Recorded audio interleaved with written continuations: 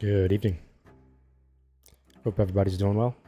I currently have a giant cat at the base of my chair who very much wants to sit in this chair.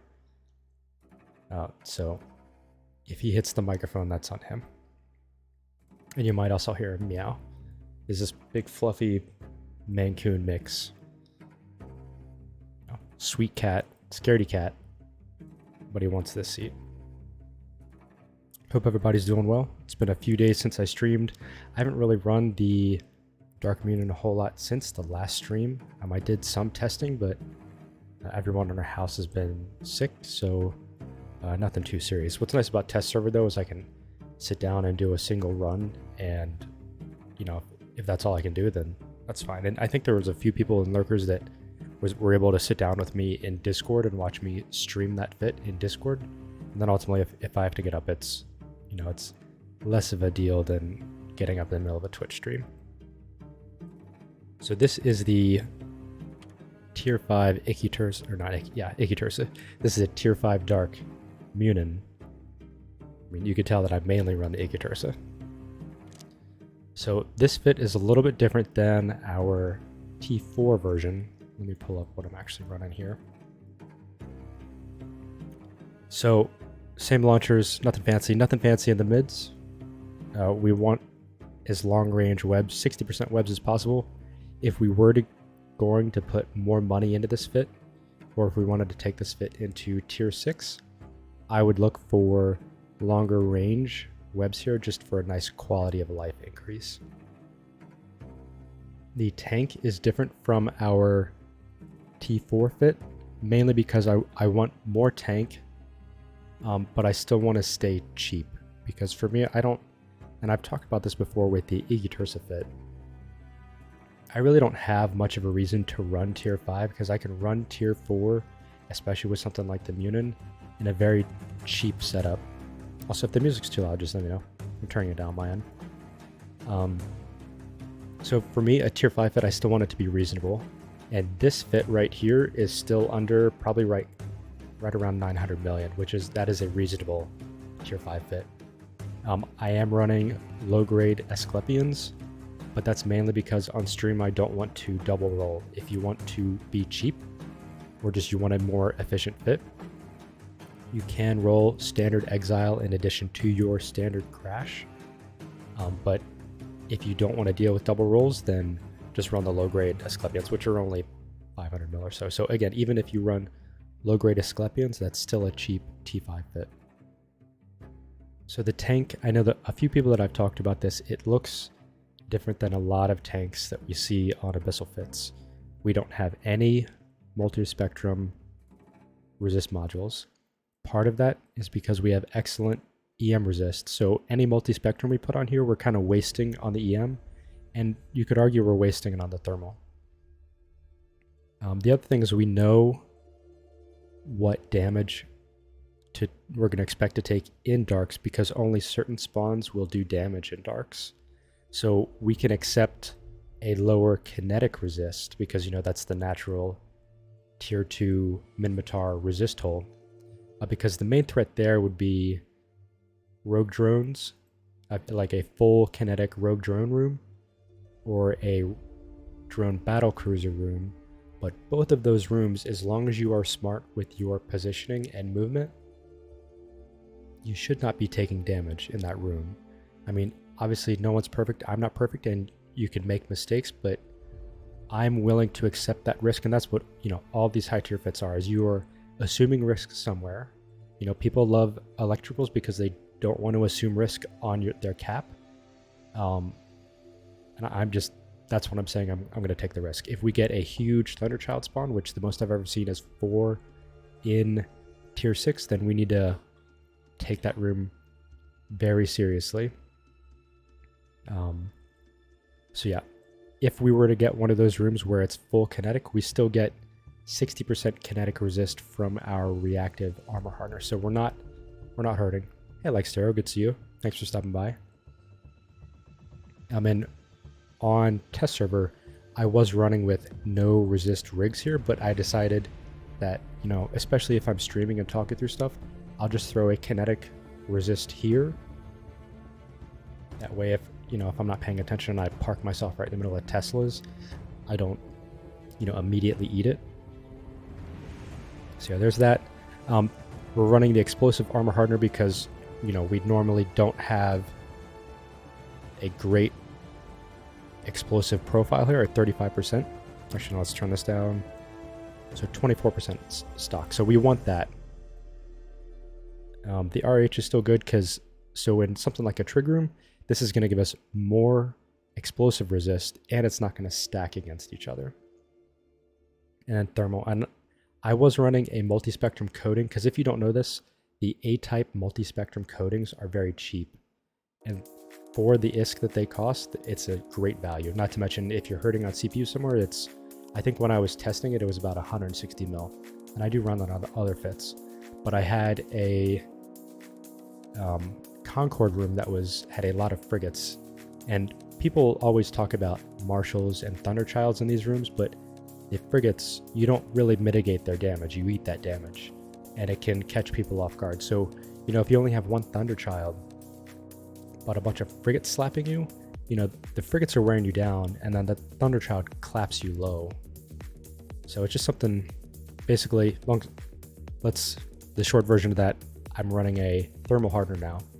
And even though, we have excellent thermal resist, we know that thermal is the main damage type from threats in the Abyss. So this gives us a 90% there, and we can always overheat this to go up to 93, which you can get some crazy resists for certain spawns. But if we're fighting trigs, we're going to heat our explosive if we actually need it, because that'll give us more value out of it.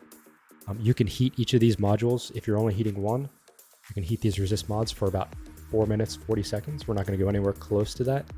Whereas if you heat the Repper, it's, I think it was just over 3. Yeah, I think it was like 3 minutes and 8 seconds consistently. The thing is, when you heat something like an armor repper, you can waste those reps. Like if you over rep, you wasted heat. Whereas if you heat these resist, you're not really going to waste that.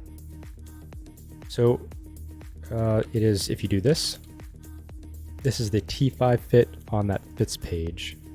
And rather than me managing a bunch of Abyss tracker pages, especially on the Abyss tracker, when I make any changes, it technically creates a new fit. And I can actually see now that I changed the rig than what's on this page here. So on that fits page, you can go to T4, T6 cruiser set fits, go to the Munin, and on there I have the rigger rig version. That will give you about 7% more DPS in like a lucid frigate room. But I decided that I will, so it's, what it does is, that one, sorry, no S. So yeah, that takes you to the T4 and T6 cruiser page there. And you can see what's kind of like the iteration of what I'm running. So again, the main difference is I'm running a T2 kinetic rig tonight over that rigger rig. Yeah, other than that, it's T2 ballistic controls. Obviously, you could get a lot more damage out here if we wanted to put bling into this. And if you want to put bling on a T5 fit, that's reasonable. And like I said, I'm running low-grade Asclepions because I don't want to deal with double rolls on stream. I mean, I could, but if I don't, and I probably won't stick with this fit a lot just because I have the Achy Tursa, but I'll use low-grade Asclepions elsewhere. So let me do this. And if you have questions about the fit, just let me know. I mean, as usual, I'll talk through what I'm doing. Let me double roll this here, or sorry, single roll this. So I'm gonna roll standard crash. First time go, it's a good sign. Now this is always the heartbreaking thing. Make sure you're in the right clone, because if you first time go yourself, but you're in the wrong clone, and then especially if it takes you, 5 rolls after that, that never feels good. We've got, so at the top of the page, there's a drop down, and you can change it to the Munin. Because at first I had a separate Munin page, but as I add fits, that sidebar kind of gets unwieldy. I mean, you kind of have to scroll in it, and like if you're on a phone, it's a little bit harder to use. So I put all of my cruiser fits on one page for the high tier cruisers. So yeah, I'm bringing Nova Rage, Mjolnir Rage, and Navy Nova. Let's get some Navy Mjolnir in here. And some of these are definitely, you know, we may not use this ammo, but better to have and not need. And there's definitely some spawns where I'm still figuring out how exactly I want to play. So this is still very much a design phase for this ship. So you're going to see me do things where I'm like, you know, I might lose this, but let's just see how it plays out. And that's just kind of how I approach fits in general and testing fits.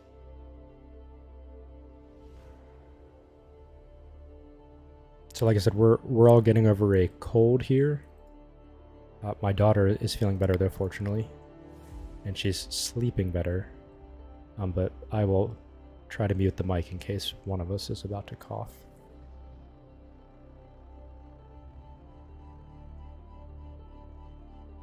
And the other thing is, I believe that going to tier 6, I'm going to still want a double web fit.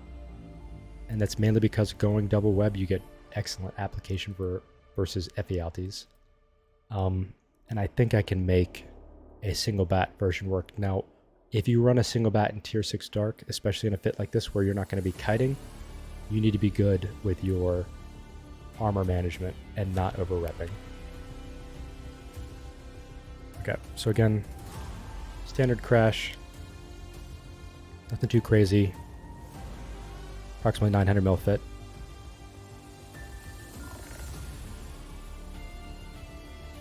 Can be 900 mil. I'm also running the Asclepions now, but you don't have to. T5 dark. Let's make sure I don't mess this up right out of the gate. I haven't run this in a few days. Okay, Benthic Overmind, pretty straightforward. We need thermal here. Tickle Fights 1234. Thanks for stopping by and thank you for the well wishes. Okay, we got the Overmind. Let's see what our profile is here. So I want to start this room with Mjolnir. Let's get some DPS out here. Let's get these webs going. And let's get a volley onto this biocache. I'm wasting some time here by not shooting these drones right away. It's okay though. So what I want to do is I want to kill these drones as I get in position on the Overmind. Let's get this repper down as well.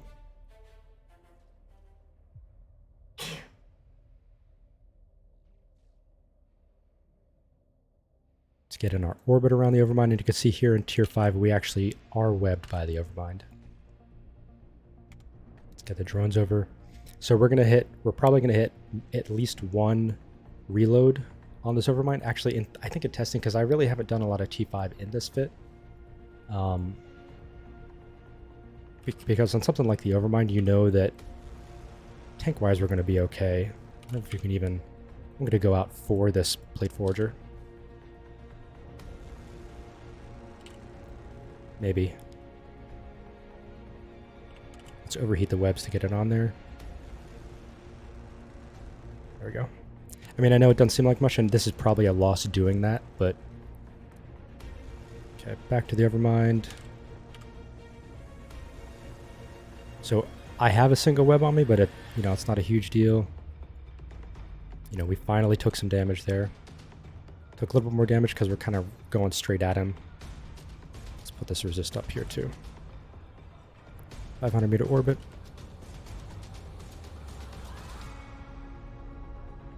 Two webs on us.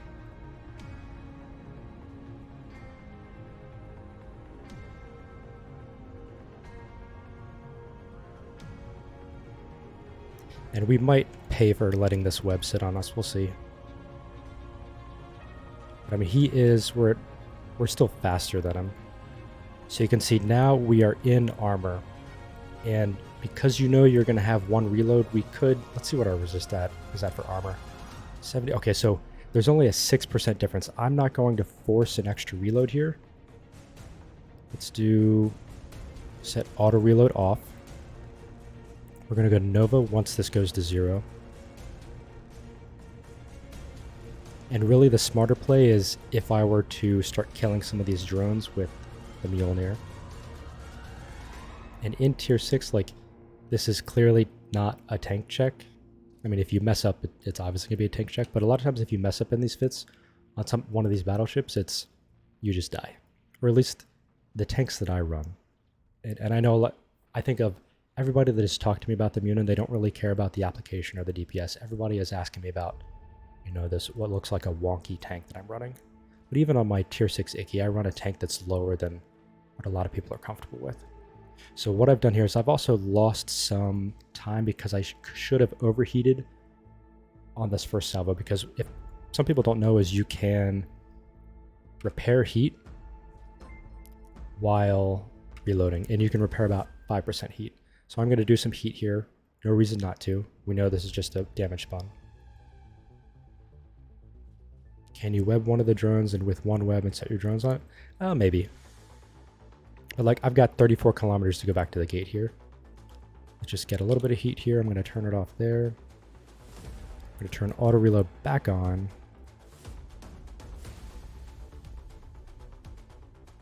But I can tell you, even with webs, the drones will have some issues shooting these frigates. We're still at under 5 minutes here. And again, I've already not been optimal.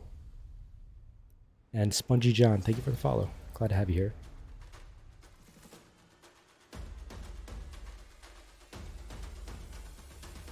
So ultimately, like, if I don't have any targets going back to the gate, that's suboptimal, because it's still time that I could be doing something.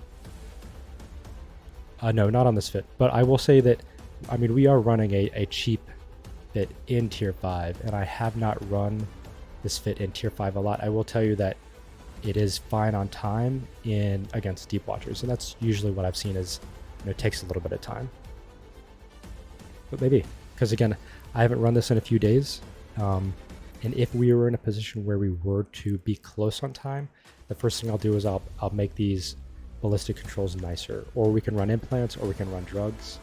There's still a lot we can do to this fit, and again, I've said it a few times, this is a cheap tier 5 setup, and at this point I'm being cheap, and that's kind of how I design fits. I want to go as cheap as possible and spend money where it makes sense.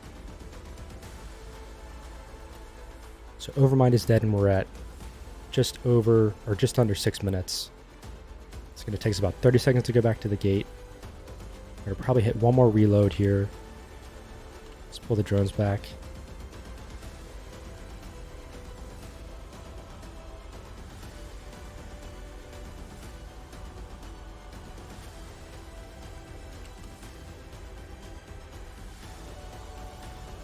Yeah, the new Munin has not been out that long. And on that fits page, you can see where I talk about, this is just me iterating on the fit. Like, I'm not set in stone on this fit like I am with the Dark Yiki Tursa, because I have hundreds of runs in tier 6 in that Dark Yiki Tursa. This is the one with the kinetic rig, yeah. Okay, so we are gonna hit a reload here. Let's do this. We're gonna repair briefly here. And like this time where I'm going long here, that was me chasing the plate forger when I should have just gone to it. We're over repping. Let's turn that off. Let's turn this off. Yeah, so technically this is a long room for us right now, but we know that we need to improve. Mechanically, we know that we can do this room. There's just things that I did not do right there. Okay, Karen, we've got Karen with 3 webs, 1 newt. Okay, let's repair this while we're moving in. Repair. Yep. Let's get this resist rolling. We're going to use our invuln period to kind of close the distance here. Because once I kill Karen, I really don't have to worry about a lot in this room. And it just gives me freedom to kind of do other things. And what I'm going to do is once I get set up on Karen, I'm going to bring the drones out. I'm going to put the drones on the cache, and I'm going to drop a... let's also get a reload in here. Where's she at? Here. Let's get the drones out. Let's get the drones on the cache. Webs on her, drones on cache. So once we get set up around Karen, I'm going to drop the MTU. So 2 webs on us at the moment. We're going to have a third. We're going to be down to, I think we'll keep up to her. If we start falling behind, what we will do is we will kill one of these webs. I'm bouncing off the gate here. Let's get some heat value in. No reason not to. Again, we're in a cheap fit, so you want to use heat. It's not like where I'm, in that icky Tursa that's just kind of blowing through some of the lower tiers. Dropping the MTU.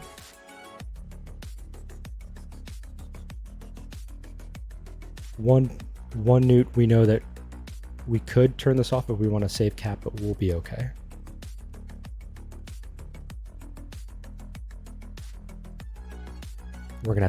We might have to pull this Hornet back in.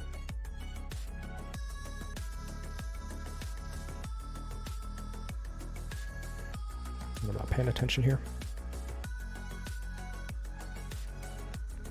What's my default setup? Okay.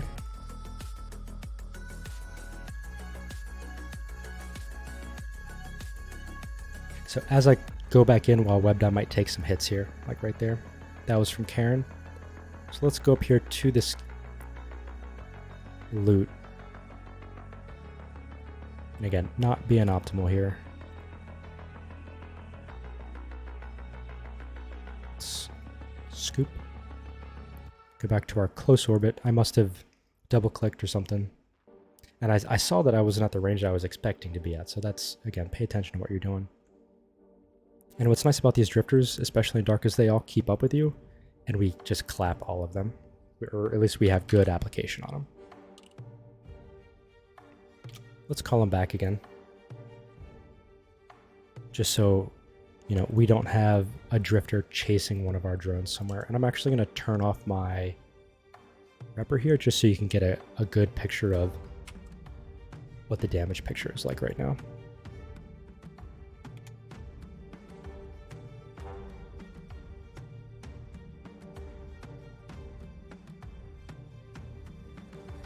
So remember, when we're in that close orbit around Karen, she's not doing damage to us. So look how little tank you really need here, as long as you're moving. And you can sit still and they're going to overfly themselves some. And this is a 70%, and I was bad for not checking that. Okay, we're going to repair here.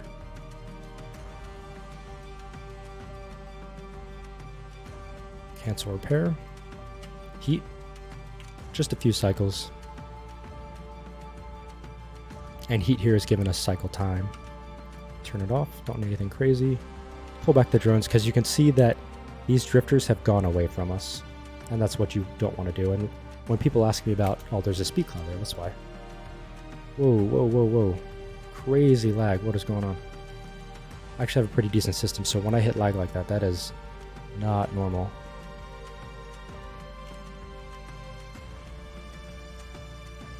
That was very odd.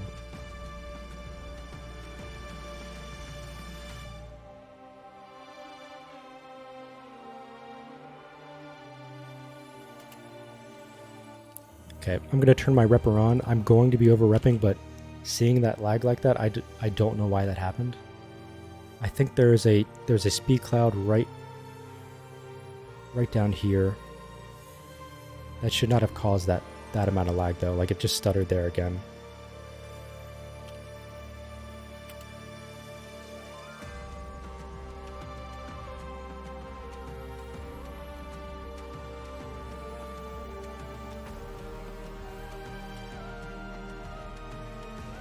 And we are slow.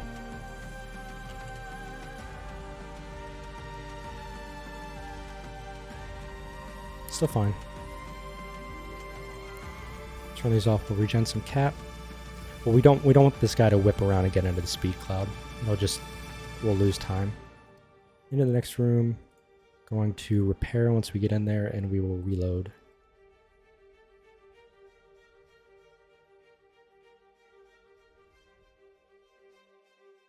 Okay, Harrowing Damavix.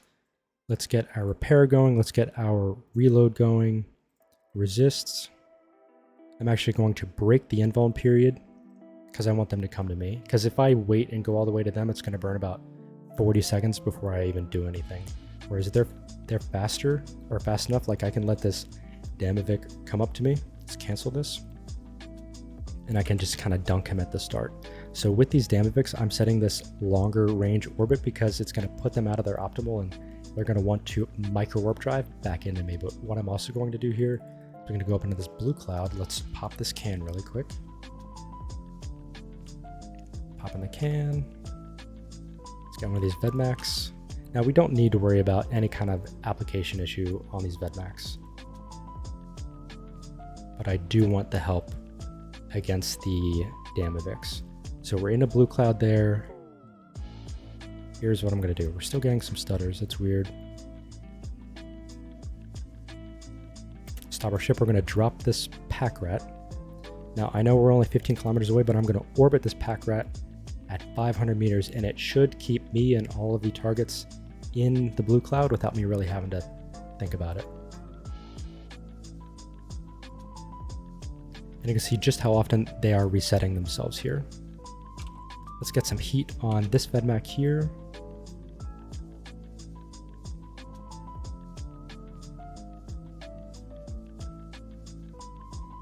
Hey Denrod, thank you for the follow. So yeah, I mean, just looking at this here, if you don't have excellent skills and you want to run this in tier 5, I mean, if you want to be serious about tier 5 anyways, you probably should put money into these ballistic control systems anyways.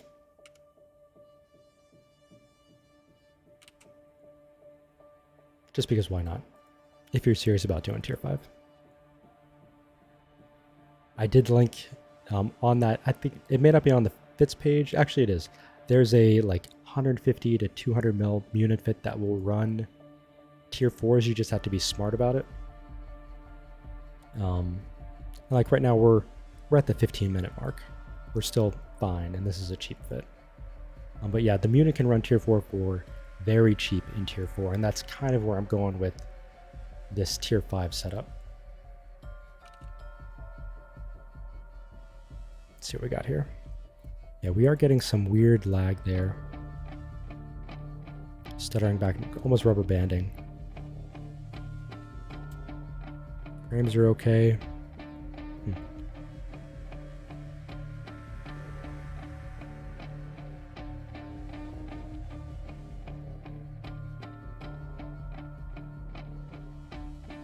So, thinking about the timer, we wasted time. Hey, Hippie Grenade, glad to have you here. So on that page, if you go to, there's a drop down up top and you can select the Munin. It defaults on the Ikitursa. Hit a reload. Let's get a little bit of repair in here. I mean, we're at the end of the run, so it really doesn't matter all that much. It's just good habits to get into, and I am over-repping. And you can see that with this tank, cheap tank, our tank just did not budge. Let's get this guy. Let's get the tangling next, because we're going to start making our way back. We're going to accept some potentially lower application as we get back to the gate.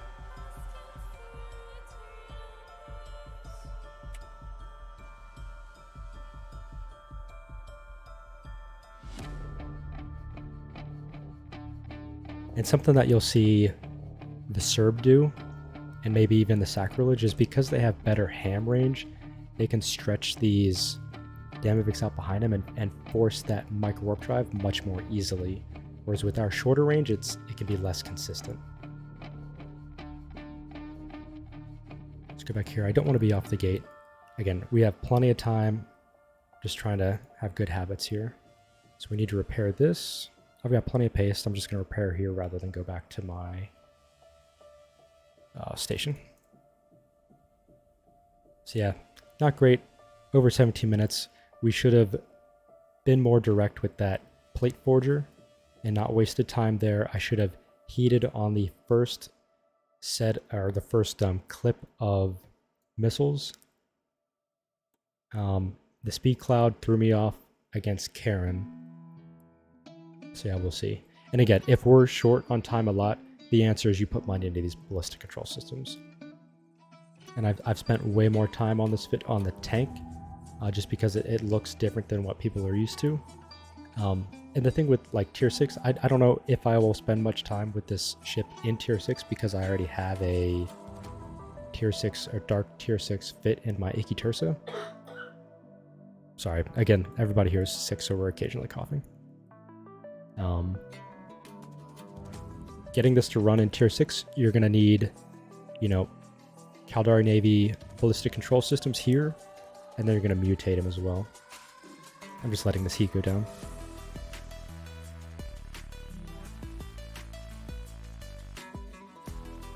So yeah, I would say that the Munin is tier 6 viable. It's just how much money you want to put into it. I would say you can put almost as much money as you want into a Munin, and it will still be cheaper than any Serb that you run, because hydras are just ridiculous. Okay, so we got a frig room, we got 2 towers. Let's get our tank going. These are strike lance, so these are firing into our weakest resist. Let's get this web here. So the play is to technically kill these webs and go navy.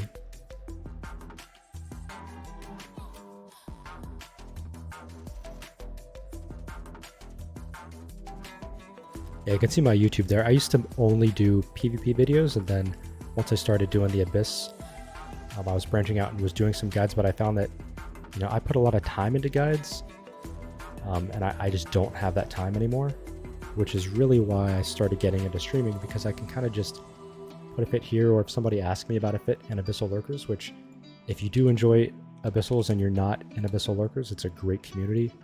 And that link should be working because I set permalinks for that community now. But it's a good place to hang out. And it's a good place that if you're trying to find me in between streams, if you're active in that Discord or in the in-game channel at all, you will catch me. And I always tell people, if you want to talk to me, you know, just DM me, and that gives me the ability to answer on my own time. So this is a misplay. I should lock one of these targets, drop one of these targets, and send drones after that bioadaptive cache. Send 2 Vespas. Now I know that I can keep Vespas alive under a tower.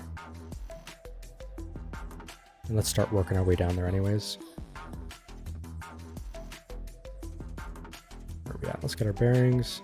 So if I had been paying more attention, the proper play, because again, we have no targets and we're just going to waste probably 30 seconds here.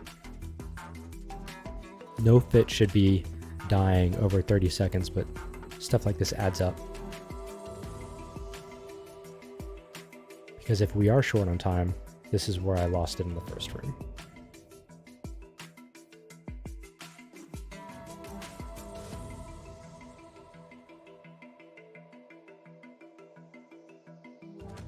And if you really get into the weeds, you can overheat your afterburners to save time.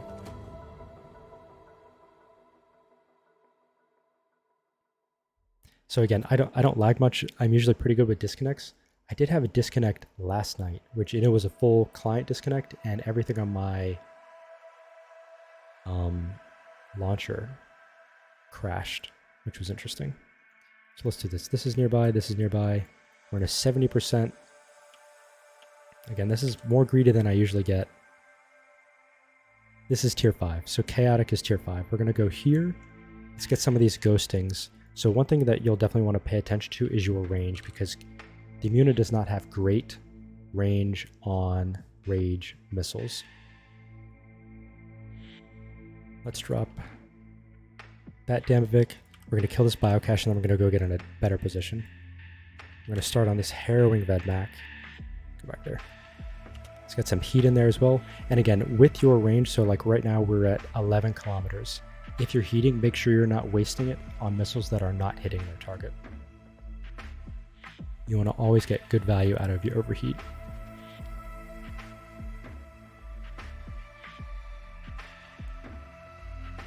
And that was an empty node anyway, so we don't need to worry about it. What I am worried about is that speed cloud up there. Speed cloud there. Nothing really else that we need. Another Vedmak here. Let's kill this guy.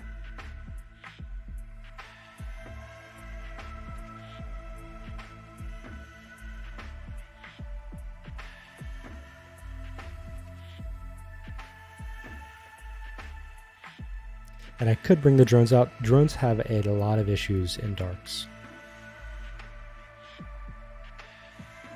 And I'm not really doing fancy flying here. I am webbed. I mean, everything is going to keep up with me. And that's what catches a lot of frigates off guard in these low tier. Like, so once you go to tier 2 dark or exotic, these herring bedmechs will just light their micro warp drive and sit on you. And again, our tank is just not really moving. And this can cycle about 20 to 30% of our armor in one go.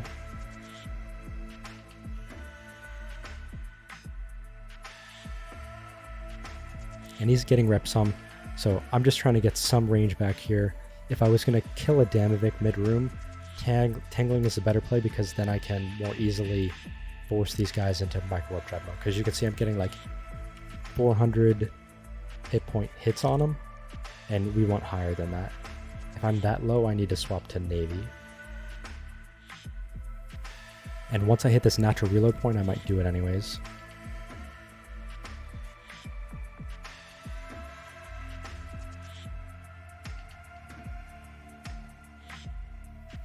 Two tanglings.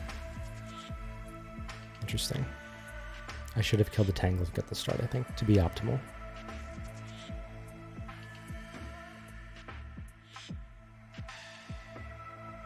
We're gonna hit reload right there. Let's just try it. We've got time. Let's get a little bit of repair in.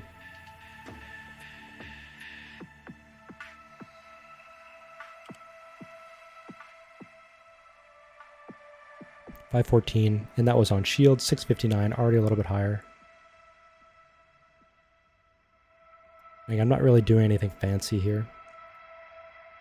And with Navy, even if they're in their orbit mode, you're going to just hit them for pretty much full. So let's see where this speed cloud is. We do not want them to go into speed cloud, but if we can, we're going to accept our lower overall DPS here by using Navy and just make up time by being on the gate. And while I talk a lot about being efficient, you definitely don't have to be peak efficiency to clear these Abyssals. And in tier 6, if you want to, I mean, you definitely can have sweaty runs, but to a certain extent, it's how much you want to invest in that fit.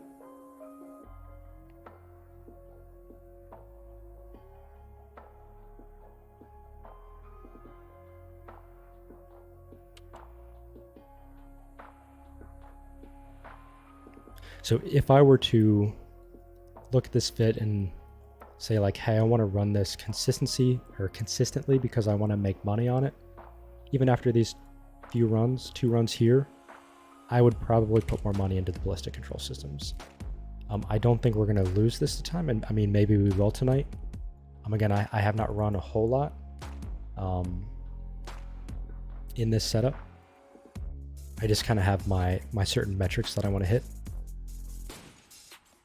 Go to the next room. Let's get some repair in, turn off our tank. Yeah, if you're serious about tier 5, put some money in the fit. And if you do, okay, so we've got frigs again. We're right on a tower.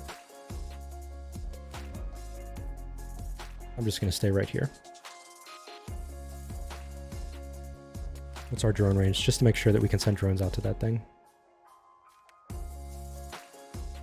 Yeah, we can do it.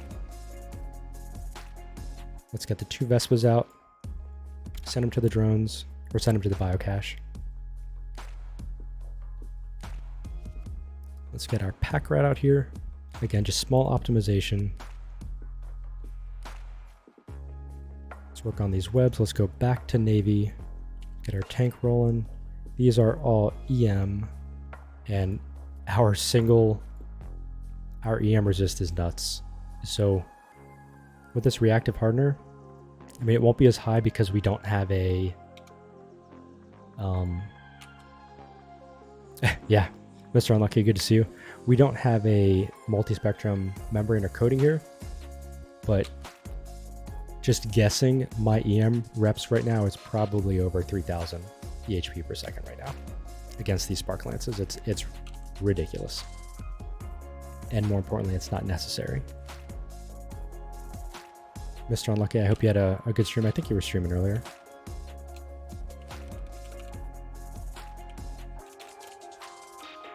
And for those of you that don't know, Mr. Unlucky is one of my recommended streamers. So when I'm not online, I have a few people that I recommend. Nice, yeah. Faction Warfare definitely looks good. Since everybody in the house has been sick, I haven't been doing as much Eve as I thought I would be right after the patch.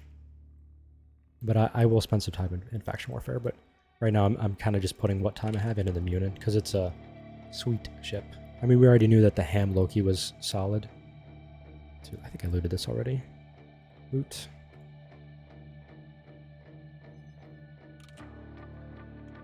So what I want to do is not waste, you know, a whole minute going back to the gate here. Yeah. So yeah, Mr. Unlucky is one of my recommended streamers for when I'm offline. Lately has done a lot of nullsec PvP content. He actually has a pretty, even though he's calling me a nerd, he has a pretty extensive list of PvE activities he will do on stream. You know, he's more diversified than I am when it comes to PvE. I mean, he's just more diversified in general across the game.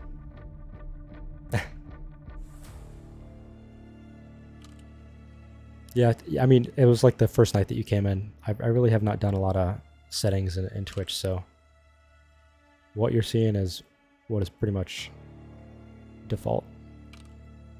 Actually, no, I take that back. I adjusted everything just to annoy Mr. Unlucky. And look how effective it is. Okay. So yeah, look, so that we're, you know, clear here, and I'm going to waste 30 seconds to go back to the gate. I'm glad to see you around. You can.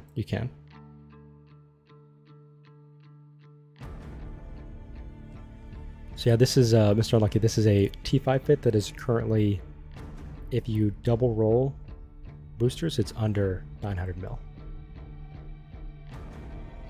I'm running low grade Asclepians because I don't want to double roll on stream, and low grade is just standard exile. But if you wanted to be really cheap in this, you can. And there's a very cheap T4 version, which you need to be smart with. Yeah, if. Let's get this repair in here. So if you've watched me before, what I care about, I don't care about ISK per hour, I care about ISK per set. I mean, it only cost us one standard crash to get into this run. So we're doing just fine on efficiency. But when you start running, you are very Abyssal smart for sure. That's why I hang out with you and why I recommend you, because I know that there's an Abyssal runner hiding underneath all that wit and rage, really.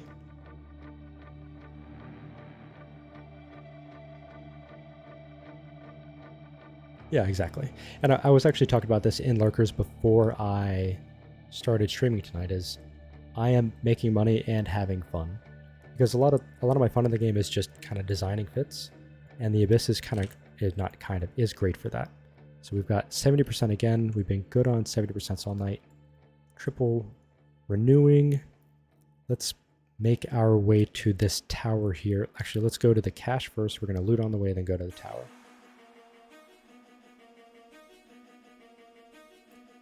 And we don't have any webs on us, so we can kind of move freely here. This going.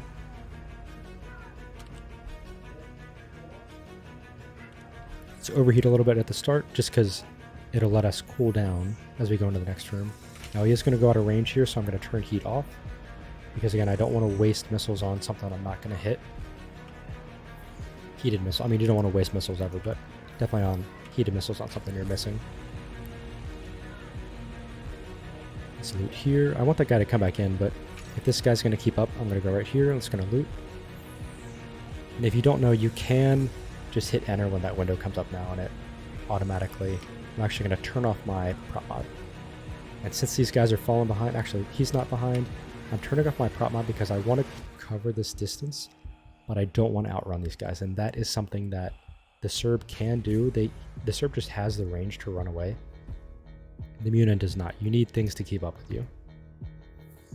But I want to be at this tower so that really this is only a 3-target room for me.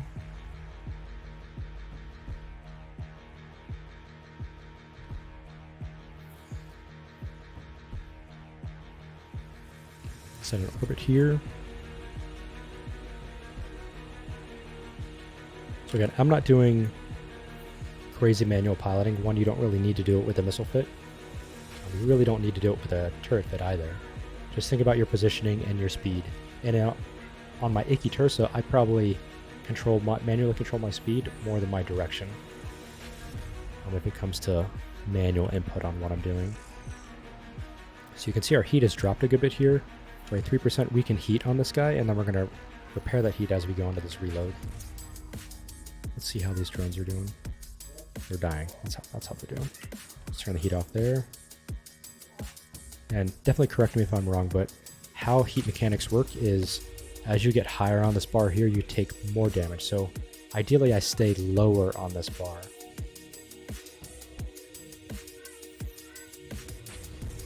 Just to start, but here now, how many runs deep are you on this? Maybe the cheapest fit. So 2 tonight, and one of them was just over 17 minutes, but I definitely was not optimal in that room. I've done this a little bit on the test server, but I definitely don't have as much time in this fit as I do on like the Icky Tursa. Actually, we're not going to repair, we're going to reload because I want to get a cycle of heat on this afterburner. So 2 tonight here. I honestly don't know how many I've done on the test server. I've done a few. I've done enough for me to invest in the fit, and that's usually my barrier for entry. Is not entry, but kind of my stamp of approval. If I buy it on Tranquility, then I believe enough to at least, run it for a little bit there. Mr. Unlucky, thanks for stopping by. Have a good night. Hopefully I can catch you around the next few days. Okay, Karen room again. We're going to use our invuln period. 2 webs, 1 newt. We can stay on top of Karen, even with these confusers on us. And why I want to use the invuln period, I do want to get my resist rolling so I don't mess up and get clapped right in the start. I want to close the range without her running away from me, because I want to get webs on her and start on her, because once she's dead, I really don't have much to worry about in this room. I'm going to go up here, turn the repper on, just so we're not accidentally eating a shot and not paying attention. I do want to kill this cache on the way in. No, wrong one. Right here, pop that. We're going to get right on top of her, and we're going to drop the... Oh, and she's stuck on the gate. Beautiful. So we don't want to also be stuck on the gate.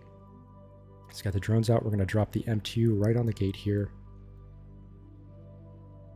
Drones on her. Get some heat in. And again, we were good about our heat earlier, but I'm going to heat for a while here. We know that we're going to have good application. We're going to be able to maintain this. We have the range we need. I am going to turn my repper off. I mean, she should not be hitting me. These Ephialtes aren't really going to hit me for much. I'm going to turn off heat here.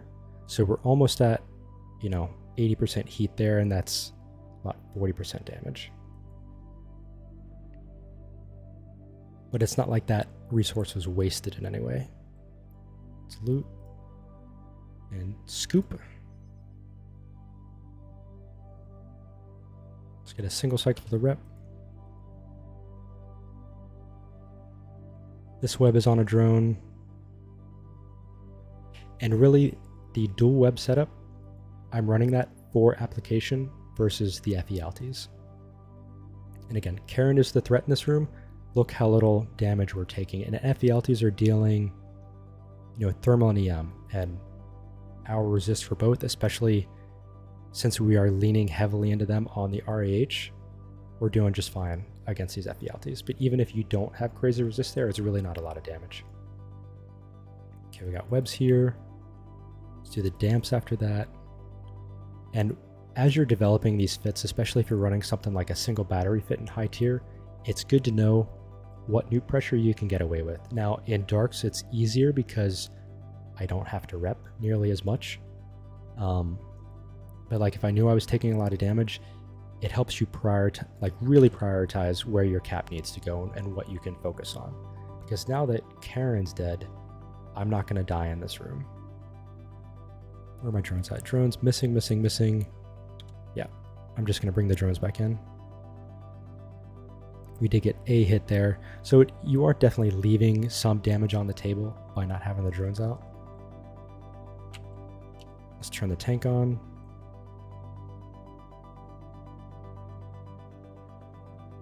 $14.36, so we're pretty much right at full application on these FELTs.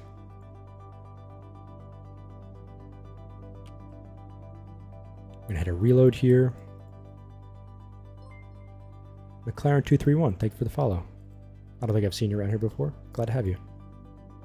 This is the T5 Dark Armor Munin. Q Omaristos, I have seen you around before. Thank you for the follow. I've enjoyed talking to you on Lurkers and in Discord. Is it Q or K?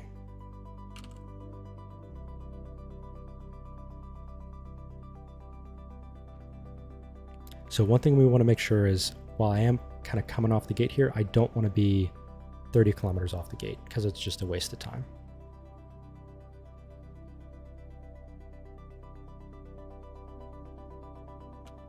Okay, very cool. So Star Trek is one thing that I never really got into, and I actually don't know where the Star Trek community, you know, where they stand on the movies. The movies were entertaining, the newer movies were entertaining, but I think, you know, the whole point was to pull in people that don't normally watch Star Trek. Do enjoy Star Wars, thoroughly enjoying Andor. Rogue One was my favorite Star Wars by a good bit.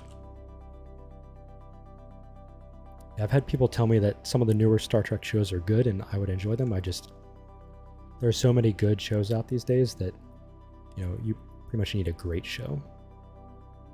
And what I'm going to do after this set, or probably after tonight, I want to see what my run times are in this Karen room.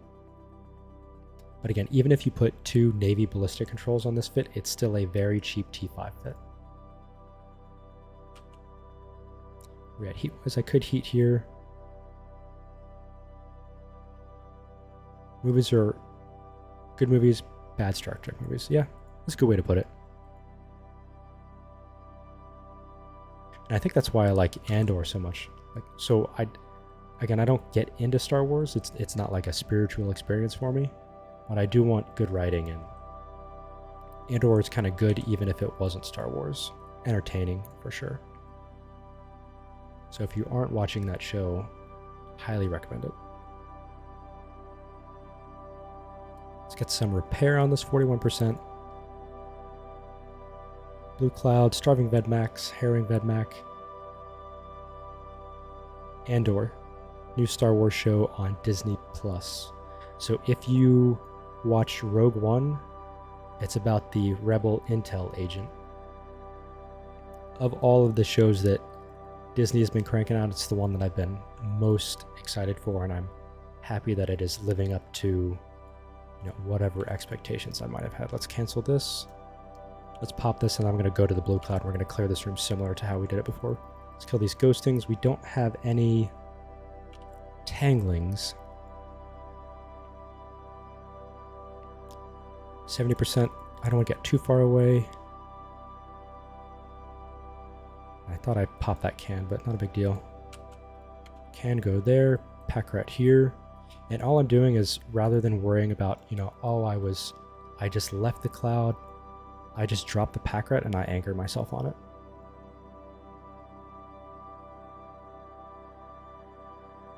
Then I'm going to bring my drones back in because I want everybody in here with me. So we're going to, I'm definitely over-repping, especially with, you know, a few Starving Deadmax, but you can really see that in 70%, trigs very frequently reset themselves. In 50%, Starving, if you don't do anything to them, won't shoot you because they sit just outside of their range, their gun range. They will nuke you. Yeah, I have a few friends that watched Lord of the Rings. Again, it's not something that is like a spiritual experience for me, so I wouldn't, something like that wouldn't upset me, but I'm not going to spend all that time on a show that, you know, the writing is poor. And again, if anything matters to me, I want good writing. Single cycle rep. And again, I was talking about a T6 version of this fit earlier, and you know, you think tier 6, and the first thought that comes to mind for implants is, oh, we're going to go high grade Asclepions. But once you do that, because the mutant doesn't have a lot of raw armor HP, I mean, you can pull out some impressive EHP per second, but a lot of it can be wasted.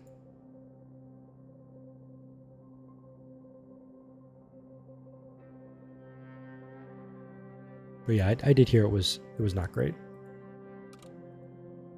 And you can also see that without webs on this Vedmak, we're still hitting him for pretty much full. Let's do the striking damage next. Let's get our drones back in the bay. They're not really doing much. Yeah, it's just me not paying attention and streaming. But like I was saying, we were still hitting him for full because we're on the blue cloud. But that was 100% because whenever I stream, I'm not, you know, completely optimal. On this tier 5 fit, again, the cheap version, even though we're gonna, you know, we're not doing too bad on time, I would say your sets on the standard crash. So this is something to think about if you are double rolling standards. If you're only getting 3 runs per set, because like you could force a run in this, but I would hate to be in, you know, a full frigate room and you don't have standard crash, and it, you know, and you lose a fit that one is already cheap and you just lose it because you decided you wanted to be cheaper.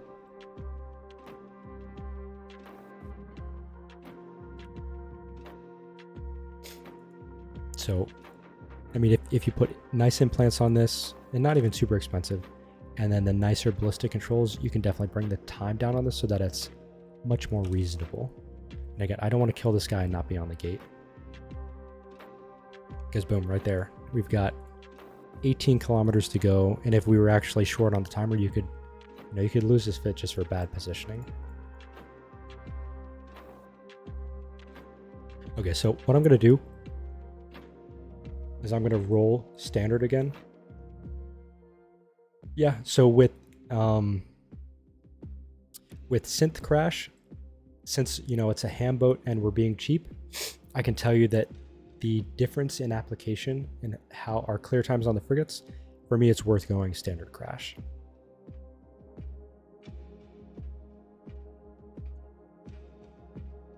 So for this fit, which rig did you replace with the kinetic rig? I don't think I have a flare on that. Let's see. No, I don't. 1 second. So yeah, I would just replace with the kinetic rig. It was the rigger rig.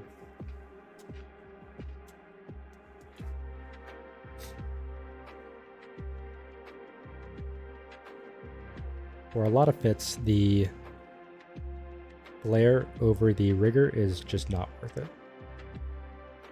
You get more value out of the rigger, because we can very easily account for speed with the webs. It's just more difficult to account for sig radius. Okay, so we'll call sets in the cheap T5 Munin 3. Definitely not as great. You know, the cheap T4 Munin was 4, and my Tier 4 Ikitursa is 5. Tier 6 Ikitursa is 4. So again, if you put more money into this fit, you're going to get more money out of it. Let's see where we're at after those 3 runs. Chaotic Dark came with me.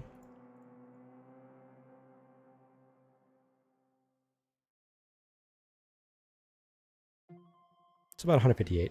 Not great. But going back to, you know, I always talk about this, and it's not like any of these runs were amazing. So I'm probably not giving it a fair comparison, but, you know, Chaotic Dark is about 7 mil to get in. So we spent 21 mil there, and we did a standard crash. And I frequently talk about in the T4 Ikitursa that while it's T4, we're essentially, you know, we're not spending much on consumables. I'm still going to bring a full set of 4 just because I want to try to get 4 in. Yeah, we're fine. Oh, but yeah, so my T4 Iki Terso can, I mean, comparing 3 runs to 4 runs or 5 runs is not fair, but, you know, it's all in the same amount of time. So let me take a short break because this is where I usually break. I haven't been streaming for as long as I normally do. I mean, where are we at? Still over an hour. So I'm going to do a short 1-minute ad break, and that lets me refill on drink and stretch my leg and make sure everybody's doing okay. But after the break, I will do another set of the Tier 5 Armor Munin, and when I get back, I'll go over the fit again for anybody that recently joined. But I will be right back.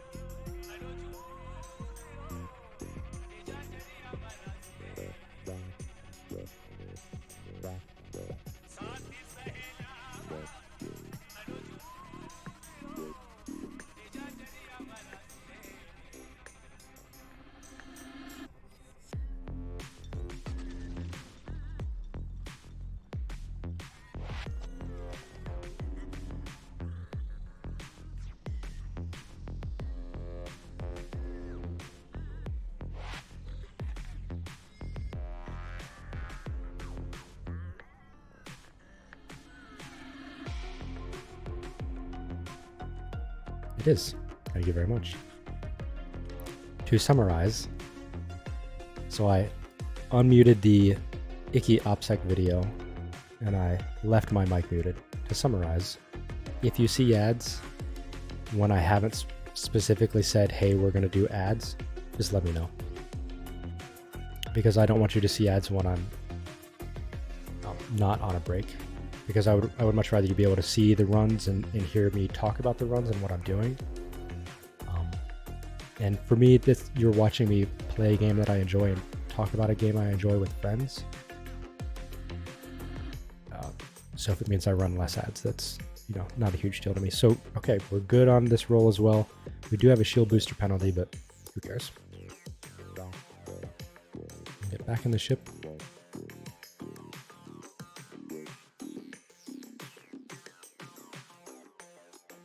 So yeah, if you haven't seen this fit, I have posted it here.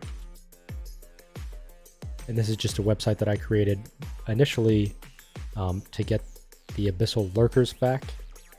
So a lot of questions that come up in the lurkers community into a nicer format than just Discord. But I also started adding a lot of my own content there, because a lot of questions that come up during the day that I answer, I'm just kind of repeating myself, and I want to make sure that I'm being consistent. So I created this website, and the nice thing about that is it also means I can drop fits there and drop iterations of fits that I'm working on. So if you go to that link there, at the top of the page there's a drop down, because you can select between the cruisers that I have on there, and it defaults on the Iki Terso. But you can scroll down and see the version of this fit. The only thing that's different about this right now is I have a tier 2 kinetic rig rather than the rigger rig. And where the rigger rig will help is against lucid frigates. You'll do 7% more DPS with, I want to say it's rage. But really you can do excellent application with Navy Nova, and you're still pretty close to where you're at with that rage value. Hey Dante, good to see you again. Glad to have you here. And Remy, by the way, it's good to see you. I haven't seen you around in the last few days. So yeah, and the kinetic rig in tier 6, I don't think the play is to run this, and you're just going to have to accept having a lower kinetic resist. So yeah, super cheap fit. This is, under 900 million. A lot of that is in my consumables down here. I am running low grade Asclepians because I don't want to double roll on stream, but if you want this to be under 900 mil, you absolutely can. Again, if you're going to be serious about tier 5, I would put some more money into it. Oh, good deal. So yeah, I don't upload everything onto YouTube, but I do try to upload certain types of content. So I'll probably run this because I know a lot of people are interested in the Munin. So yeah, this is tier 2 ham launchers. We still have the exact same mids that we're running on the tier 4 fit. It's a fleet battery, double navy web, navy afterburner. You can save a lot of time by upgrading your afterburner too. And then what most people care about, this is a T2 damage rig, by the way, bay loading. What most people care about is the tank. Since we run single repper, we run the A-type because A-types on an for armor are cheap, and there's no reason not to, because you can get a lot of value out of this. And take it as a benefit to running armor tanks is that you can get your best repper for cheap. We have tier 2 ballistic control systems. Again, good place to put money if you want to. I'm running it cheap just because I want to, and tier 5 is not something that I normally do. And then we have these, an explosive hardener and a thermal hardener. And that's the other nice thing is, so this is top tier resist module, also super cheap. We can heat one of these for over 4 minutes, so over 4.5 minutes pretty consistently. If you don't have Thermo 5, I would be careful doing that though. So I would just say 4 minutes if you really need it. And if you're in a room where you're taking so much damage that you need to heat your tank for 4 minutes, like what is going on in that room? I mean, you walked away, took a sandwich, floated out of bounds for a little bit. It would just be odd that you're still taking that much damage. So yeah, and that's, we know we're always going to have, thermal's always going to be a threat in the Abyss, so we get a lot of value out of that. Whereas if we ran a multi-spectrum here, like, we're wasting a good bit on our EM resist. Now, it's not wasting really, but we can target a specific resist here because we know what we're going to take damage from in darks. There we go. So that's pretty much it. I'll stop talking about it.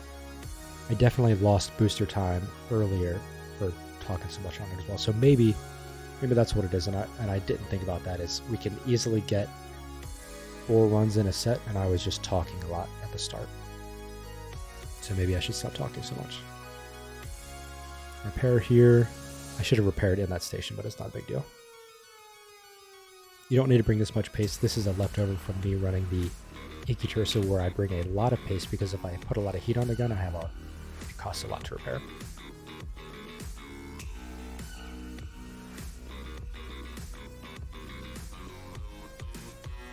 Make sure we still got everything. Chaotic Dark.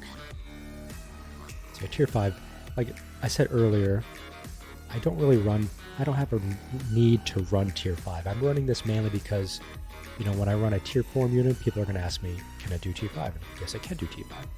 Can I run tier 6? Yes, I believe it can do tier 6. I have not put enough time into it because I want to be able to really put time into a fit, especially if it's expensive, before I stamp off it and say, yeah, you should invest in this.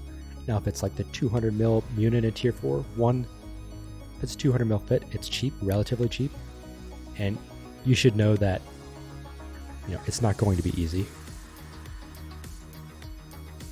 You probably should know that, at least. Bunch of newts here. We're in a 70% room. No confusers. We're going to do these newts first. No webs. So we got any blue clouds here? No blue clouds. Okay, this is just going to be straight rolling with the Munin. They're going to come with me, so let's go to the cache.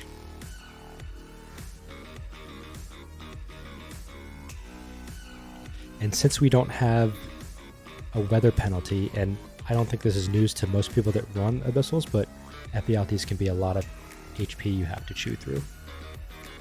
And they don't have extra shield here that like people see in Gammas, or extra armor like in Firestorm, but because we don't have that weather resist helping and hurting us, it adds up. So let's try something here. I don't want to give up my position. I wonder if I can just do a short orbit on the can there. Let's turn our Repper off. So we're mainly seeing, so there's some thermal in the EM. Saw some kinetic in there. Who's giving me the kinetic? It might be the Drifter. Nope, not Obfuscators. So basically, I want to set up a position where that I can kind of easily replicate, so that I can put my focus elsewhere. I know that I'm close to the gate. I'm not going to give up my position. I've got no clouds or anywhere else in the room I need to be. I just know that I've got a lot of targets I need to get through. Illuminators, Obfuscators. This is a loss here. Again, this is bad habits for me running the Icatursa, where smart bombs would kill this entire room.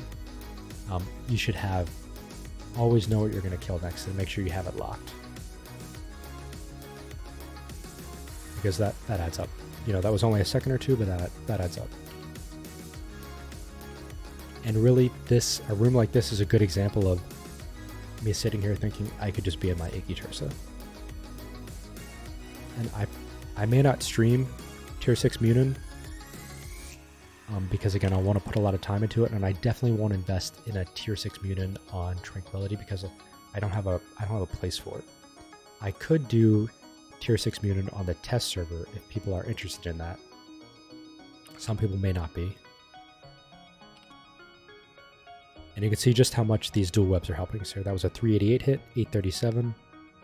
Now that he's fully webbed, 1436. So the dual webs are for the Ephialtes. And then someone asked me earlier about, should I not fire until the webs, they get in range of the webs, or the webs let them slow down? No, I would just fire. You don't reload that often, so wasting some missiles I don't think is too horrible. And that is one nice thing about running hams on a short range boat like the Munin. For the most part, you don't have a lot of missiles wasted on targets that just died, which can be an issue on longer range setups. And we still might be. That's not something I've been counting. I mean, like on a 4 km target, you're not really going to waste much. So let's repair here.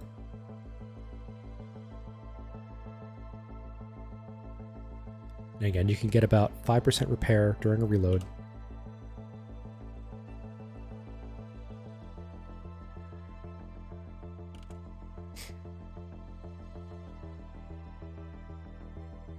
I do appreciate all the follows tonight. So again, you never have to feel the need to sub here, because I'm just playing a game I enjoy and talking to people about it. But following me is the best way to catch me streaming, because I don't have a regular streaming schedule, just with real life requirements and whatnot. So if you hang out in Lurkers, you'll probably catch me there. But if you don't hang out in Lurkers, there's my Discord where I'll post a stream, or if you follow me, then you can just catch me that way. And that's my Discord there. That should be a permanent link. So I can see here that, I mean, pretty much everything was right in the range I wanted them to be with this orbit. I'm probably going to do a slightly smaller orbit range just so they sit on top of me more, and I could probably sit still. Ever thought about multi-boxing frigates or cruisers and easing back into it myself the past week or so? So I have multi-boxed before. I actually may have not ever multi-boxed in the Abyss. Mechanically, I know I could do it. So the example that popped up in my mind is I used to roam in Hecates a lot, and I would run dual Hecates while roaming, because the fit that I used, I didn't run the dual web variant Hecate. I want to be on the gate here. I'm going to turn off my prop mod, so it makes it sure it stays in range with me. But I do want to be on the gate by the time we kill this guy. So I would run a scram and no web. So running a second Hecate with a web made for a very effective combo, and I would dual box them, and then the normal, you know, scouts and stuff. But I actually, a lot of times when I roam, I don't run scouts. But in the Abyss, no. I enjoy the fitting problem around having a single cruiser in the Abyss. We've got a medium range here. We're going to go through a blue cloud, but I think we might be able to use a speed cloud to get back to that tower there. No webs. Let's get our tank back on just because we're not going to be paying attention to stuff. So I could, and again, I don't do the Abyss for the ISK. I mean, obviously I'm using the ISK to fund activities in the game, but the appeal for something like dual boxing destroyers or frigates for a lot of people is the reward. And I don't think I would enjoy the activity enough to justify, you know, maintaining 3 accounts. And I mean, make no mistake, it is a lot of effort. And maybe I'm just kidding myself and I can't do it. But I don't think I would enjoy it versus putting together a cruiser fit. And that's fine with me. As far as dual boxing cruisers, maybe I have thought about, you know, it would be interesting to do it with the Ikitursa, because I think it would, once you know the nuances with the Ikitursa, it would be doable and I think kind of easy. But if you get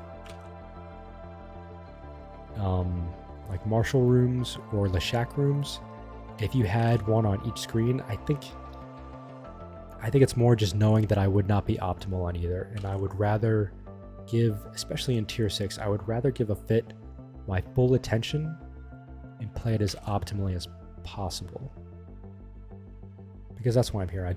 I enjoy finding a fit that, you know, is specifically designed for the content, and I would never take this fit outside of Darks. I would say the Munin will work outside of Darks in certain scenarios, but this is a fit specifically designed for this weather, and that's where I have a lot of fun with this.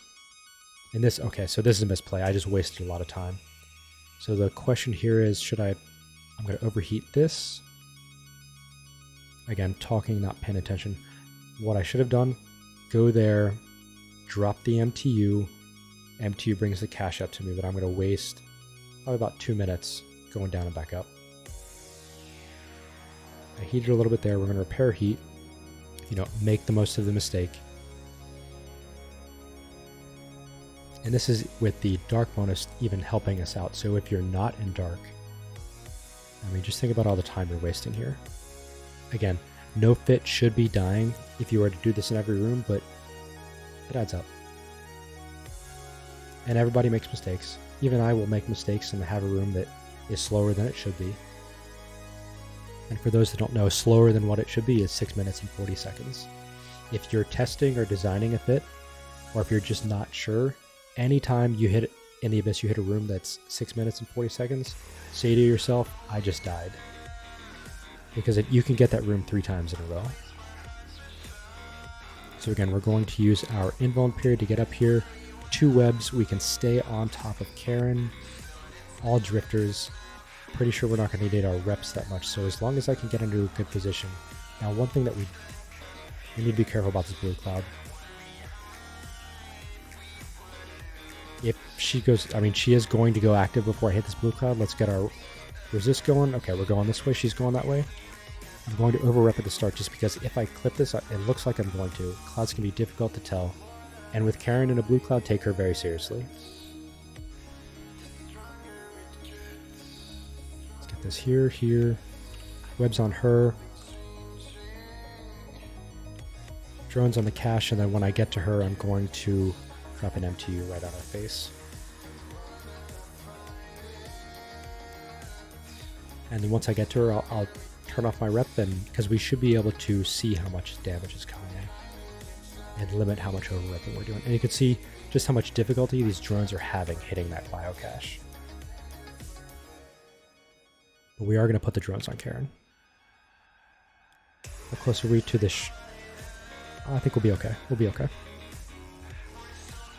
What's going on here? So I've done that a couple runs now where I have double-clicked in space and I haven't set my orbit yet. So like as I close range again here, you know, I could pay for that. Because I want to ignore these newts. I'm almost positive I can keep this repper running and just let 2 newts sit on me and it's not a big deal. But I just want to be optimal. I know I'm repeating myself, but let's heat here. Let's drop the pack rat. You know, it's only 18 kilometers, but 18 out, 18 back, 40 seconds or so.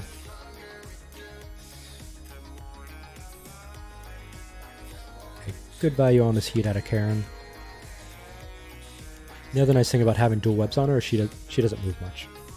Whereas with the Ikiotursa, I mean, I run a single web in tier 6, and if you chase Karen around, you're going to, again, travel time, you're going to burn a lot of time just getting back to her and getting to her and back to the gate. So being able to stop her right here is very nice. Let's loot. Yeah, not a lot of loot.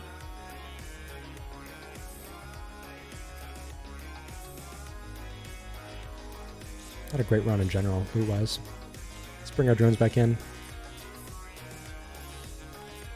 Let's get this guy. Single cycle rep. I've mainly been doing tier 4 dark with 180 mil Munin fit and synth crash lately. Oh yeah, sure. And I mean, in that super cheap fit, synth does make more sense, but you might want to check. I think standard might be cheaper than synth in some places. Now, someone told me that. I did not check it.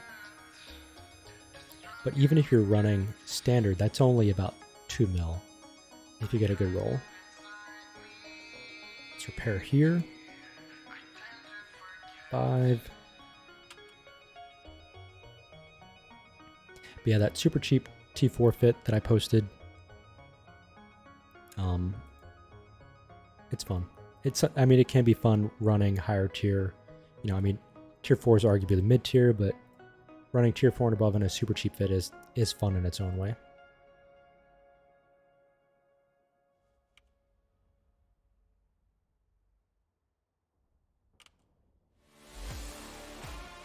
And as you're seeing right there, you know, standard is not what makes that fit viable or not viable. I've been sitting on a stack of synth for like 8 years. Yeah, that's fair. And like when I streamed the T6 Icky, it's been a little bit now, a couple weeks at least. I normally just run standard exile, but I have a huge stack of improved. So I was just rolling them first, and I'll just get through that stack, and then I'll go back to standard. So this run in the set, first run in the set, just under 15 minutes. Again, super cheap tier 5 fit. If you're getting anything under 15 minutes, I would be, you know, happy.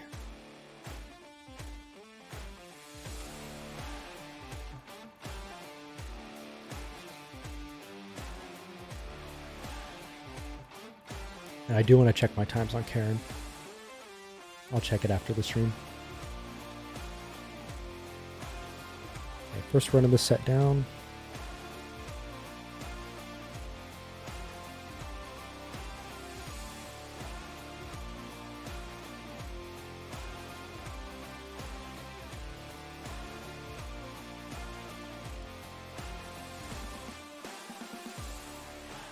Repair that really quick.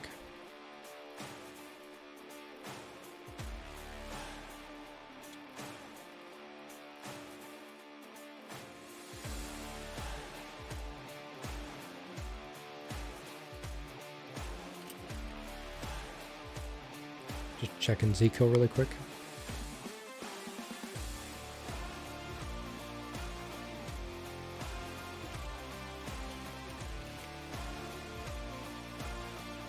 Okay. Reload. Good on ammo. I mean, I'm bringing way too many missiles, but you can burn through a lot of them, though.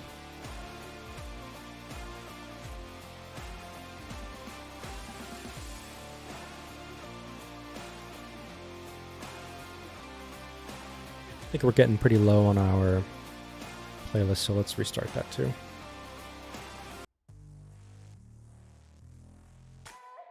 We haven't seen any Kiki Moors tonight, so let's go to the cache. This is going to be a Navy room.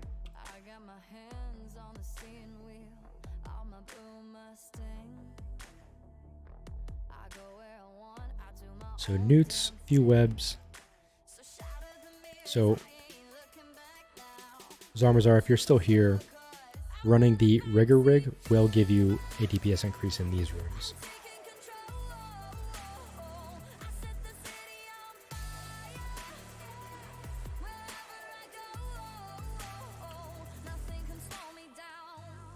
And I want to get to these reppers. There's a blue cloud down there, though. We should go down there. We have range on this cache. Let's go to the cache really quick. One volley there and head down here. And I should have looked at that sooner. 300. Okay, we're out of range on that preserver, so swapping. Always be shooting something. I was talking about this with someone earlier. Like, if I just go down here, I'm like, I'm going to wait till I get into this cloud to shoot anything, it's just time wasted. And it seems obvious to me, but, you know, maybe it's not. And we are not optimal here because we haven't... I should have killed these webs too. We want to kill these preservers because they are landing some reps there. Yeah, I think there was a small rep there before he went into structure. Almost there. Let's turn our repper off to see how bad the damage is. 50%, so it's good to know what percentage you have in dark because you will take more damage in 50%. Which is kind of counter to what you would expect in the other weathers. And then once I get into this cloud, I do wish they were a little bit more uniform in shape so that I could know when I'm in it or how to get in it. I'm just gonna have to like super commit all the way down here. I'm already halfway through the room. Let's drop the MTU and we're just gonna orbit around that. So what I'm not going to do, I'm not going to do an extra reload though. When I hit my natural reload, I will go to rage then.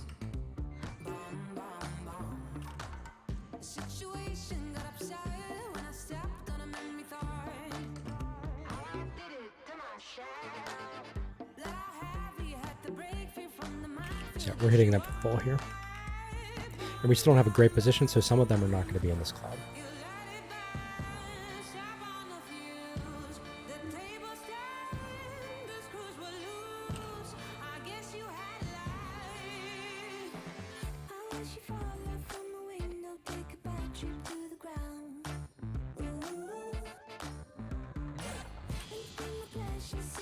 Not great loot. And I mean, there is definitely time here where we could be sending drones to these nodes because, again, you're not going to get a lot of value on drones on these frigates. And we have an MTU out, so if you want to pull more ISK out of these drones, you absolutely can. I just don't care.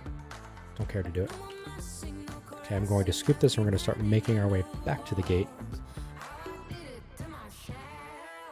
We're gonna hit a reload, I think, on this Firewatcher. I would really like to kill this Firewatcher before the reload. It's not gonna happen. That's fine. Isn't it risky to stream the Abyss for ganks? How do you protect yourself against that? So yes, I'm absolutely risking by streaming Abyssals for ganks. One, this is not a super expensive fit. Would I be worth ganking? Sure.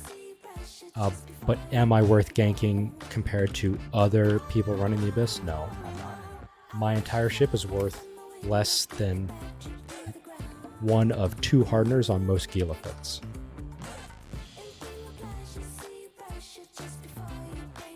So, as far as how do I avoid it, I mean, one thing that I do is I run in multiple places. So like where I run tonight, you're not going to see me run here again. Try not to run too close to low sec, which really doesn't matter. I mean, and I talk about this a lot when they announce the changes. If you are worth ganking, It doesn't matter where you're at. That has always been the threat, and that is something that I would say is part of the design of the changes. Is CCP wants, if you are profitable to gank, there should be a threat there. And that's, if you're worth going out of the way for, then you're not really going to protect against that. And while it's a risk for me to do this on stream, it's not a big deal. I mean, I'm enjoying the activity. I enjoy sitting here talking to people about what I'm doing in the game because honestly, I mean, sometimes just sitting here and doing the Abyss, which I don't have time to sit here and do it for hours on end anymore. We're going to go to this blue cloud, same deal. It's more fun this way. And if I get ganked, it's not a big deal. Even if I were to get ganked in, you know, a more expensive hit, it's not really going to bother me. And plus, I won't make it easy. And if somebody does gank me, they put a lot of work into it, and they deserve it.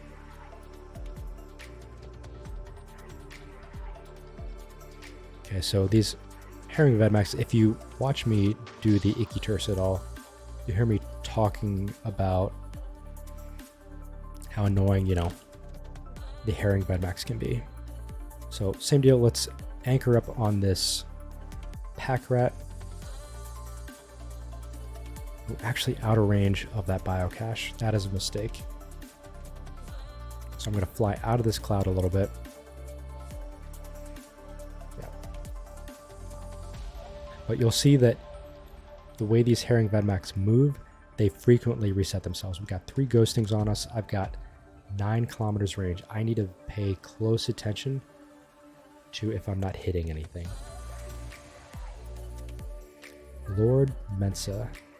First of all, glad to have you here. I hadn't played in 5 years, but I'm trying things out again with the free Omega week. Good. I think a lot of people are doing that. It's a good time to get back. Okay, Vedmak is almost out of range here. So yeah, using the Poverty, yeah, a guy named Scott put that fit together, and it is a great fit. Let's get our drones out. Again, I am wasting time here. Eve TC, thank you for the raid. Hello, everybody. This is the T5 Dark Tursa and Rudolph Montgomery. Thank you for the follow. So let's get drones on the cache here. We're going to go back to our MTU and let's try to work on these ghostings while we go back to the blue cloud. I mean, it does make sense to kill the Vedmak, but these Damaviks are going to keep up with me, and they're the ones hurting my range. UTC, I hope you had a good raid. Excuse me, hope you had a good stream. What were you streaming tonight?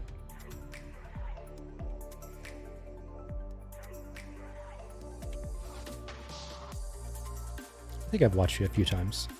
And so streaming for me is newer. I've been doing it maybe about 2 months now, but I definitely don't spend a lot of time watching Eve on Twitch. Just because usually if I have time to watch Eve, I have time to play Eve. Oh yeah, of course. Sorry, I know exactly who you are.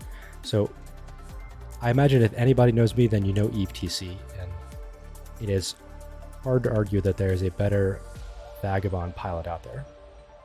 Helpless Mammal, I'm glad to have you here. So yeah, I definitely have caught you. So I imagine you're still crushing it in the Vagabond. And a lot of people ask about you in Abyssal Lurkers, which I imagine is not news to you. Saber SG, good to have you here. Saber has a YouTube channel. I'm not sure if Saber actually streams. So let's scoop our MTU here.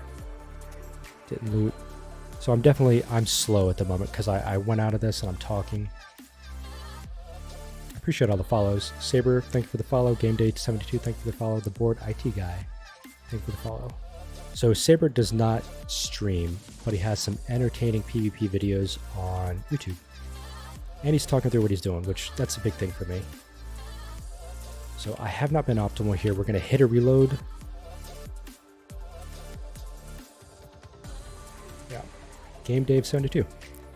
Thanks for popping up in chat. Good to see you. Let's turn our reload back on. So yeah, the large Ansel Vaga is a fit that I haven't really put a lot of time into. Definitely a strong fit.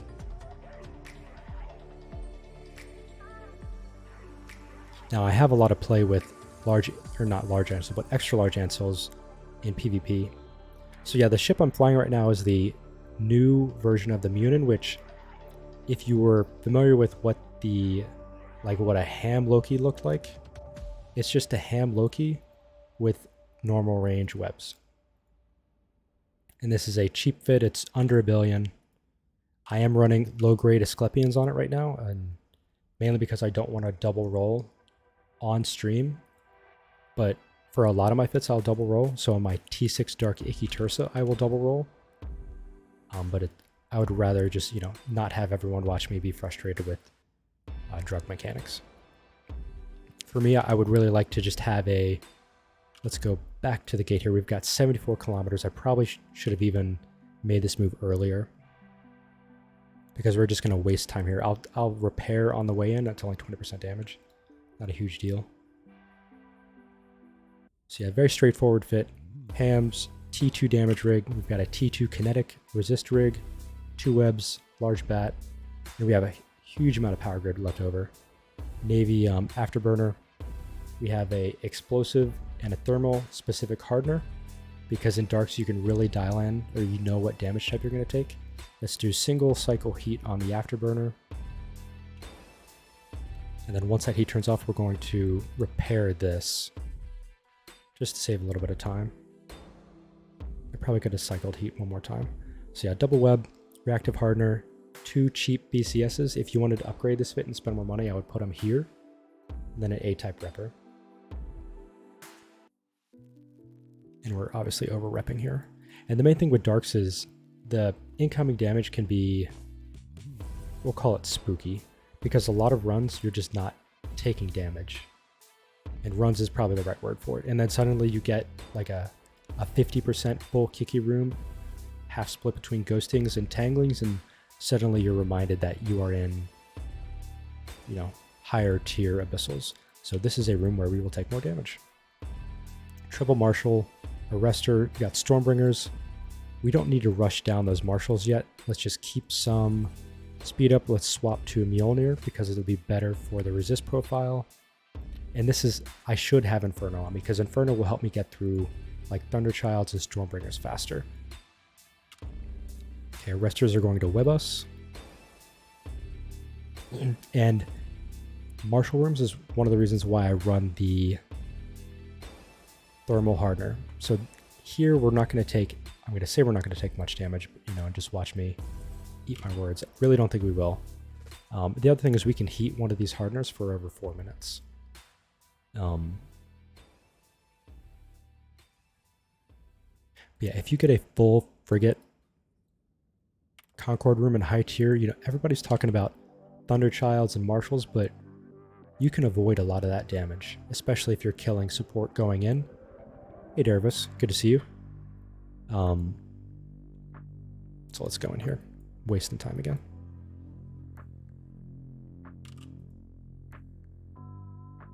Yeah, you're not really going to avoid the damage from the cruisers and the frigates nearly as well. And the frigates, you just won't avoid the damage. Got a speed cloud. Let's get in here. We're going to do the Arrestor first.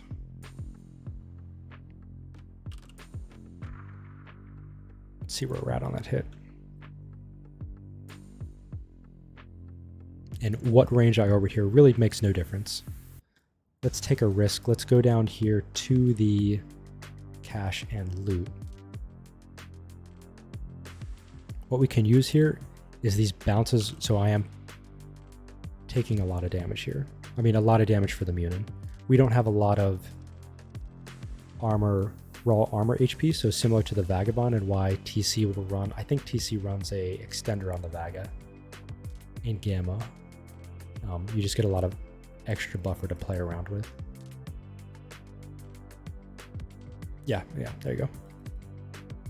And when the changes went live, the first thing that I looked at was a large Ancil version of this, which I think with the lower HP, it just would doable, mainly because, again, if you know the spawns, you don't need a lot of rep, but I don't think it would be enjoyable. And I tried fits without a web, and again, You might be able to, you could run Hydras if you really wanted to, but viable, probably enjoyable, no. But yeah, my comment about the Stormbringers, like on the Dark Icky Turso where I'm running Smart Bombs and Darks, I try to get up in the middle of ships to be able to, one, let the Smart Bombs do things, but in these rooms where I don't get a lot of offensive value out of Smart Bombs, I will get in here so that I can use these bounces to my advantage. Rudolph Montgomery, this is tier 5, so this is a chaotic dark Munin, and the fit is about 900 mil. And I haven't heated here, and I'm over repping. Oh, you're good. I'm hard of hearing anyways. I grew up as a redneck and I joined the military, so I have all sorts of reasons why my ears ring. So yeah, right here is where having Inferno, because like everything else in the room is universal. If we had Inferno, we would be slightly ahead in this armor. Again, it's a very small optimization. You're not going to make or break a run by doing that. But, all I have to do to make that optimization is bring Inferno. The thing with that is I would only ever use it in this room. And again, not exactly ideal because we're not on the gate. We got time though.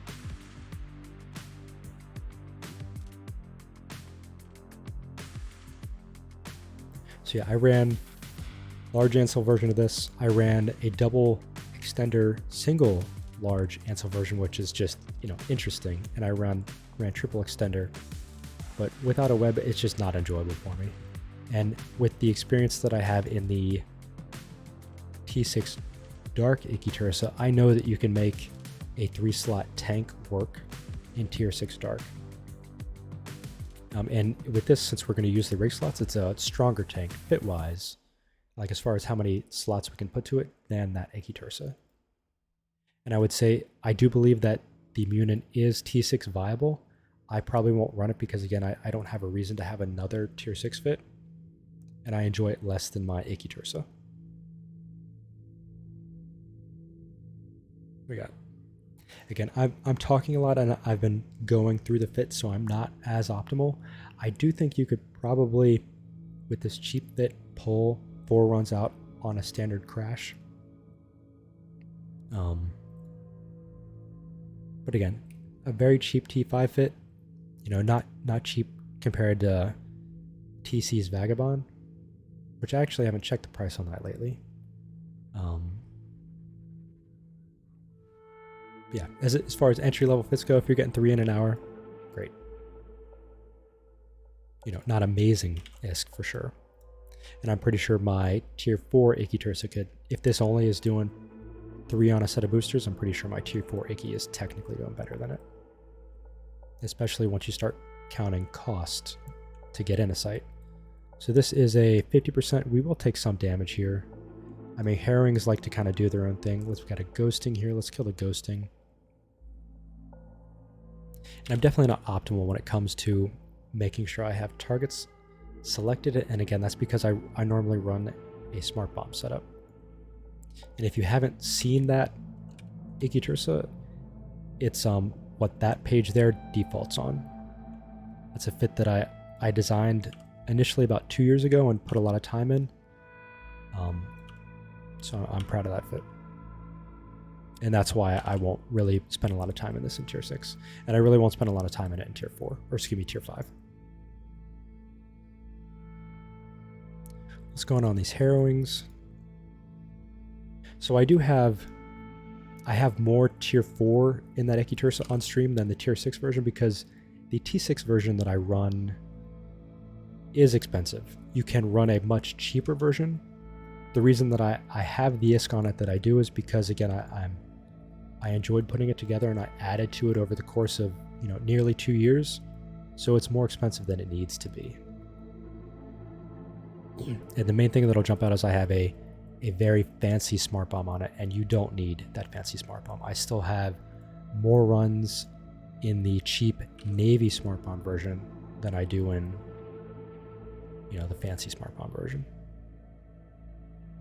What you're paying for, one is better damage type. You go from EM to kinetic because smart bombs don't have the same range. better damage type, and more range.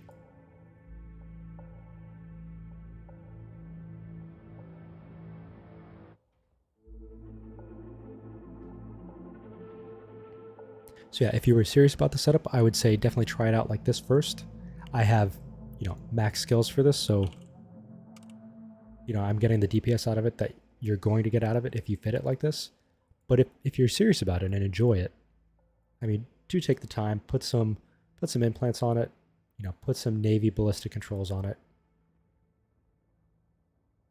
Only cheap out on a tier 5 fit if you enjoy cheaping out on a tier 5 fit.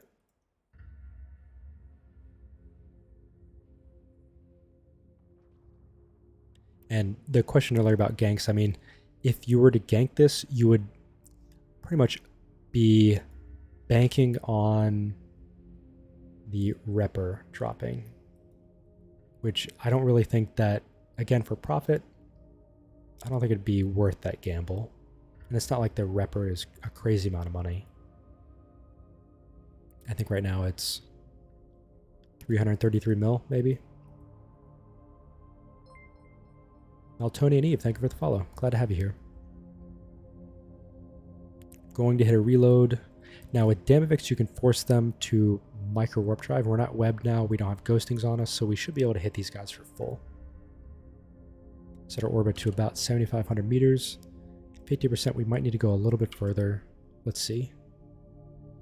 We should be, yeah, we're gonna hit him for full. And it could be that, these guys are lighting their micro warp drives anyways.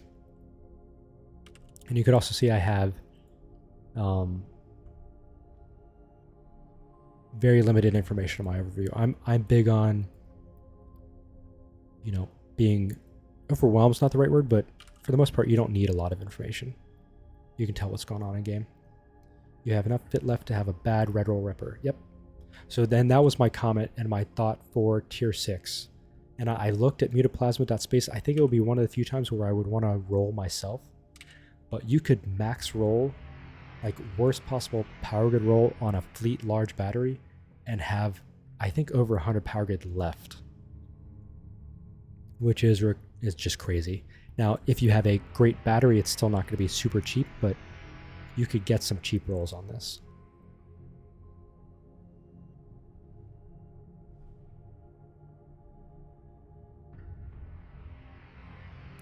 Okay, Ember Grips, we actually haven't had testers on stream yet tonight.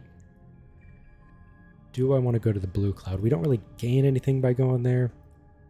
Let's just go to the cache. We've got strike grips, so these are our priorities after the snare casters. Let's get our RH running.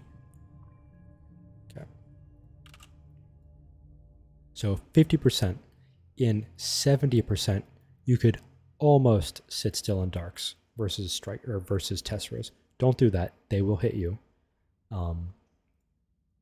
At 50%, you definitely want to keep moving. But with their reduced range, you're mainly just, banking on not getting wrecked.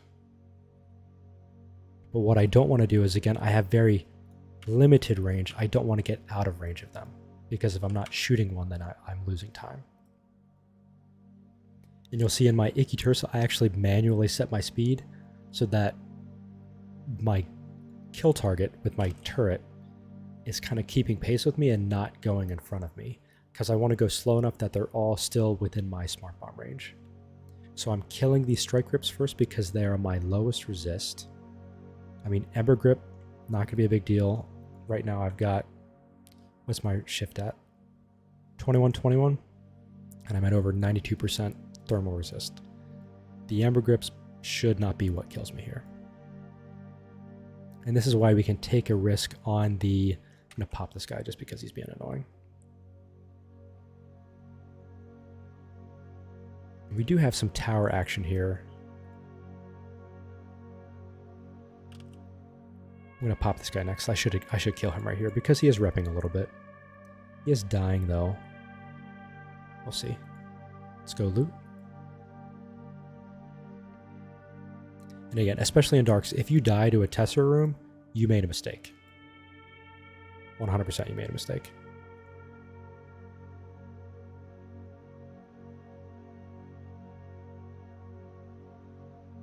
And there are Tesser rooms where I don't even go into armor. So like I could turn my repper off right here. If you're learning and you don't know what to expect, I mean, don't do that. And there's no newt pressure in a Tesser room, so there's no reason to not leave your repper running.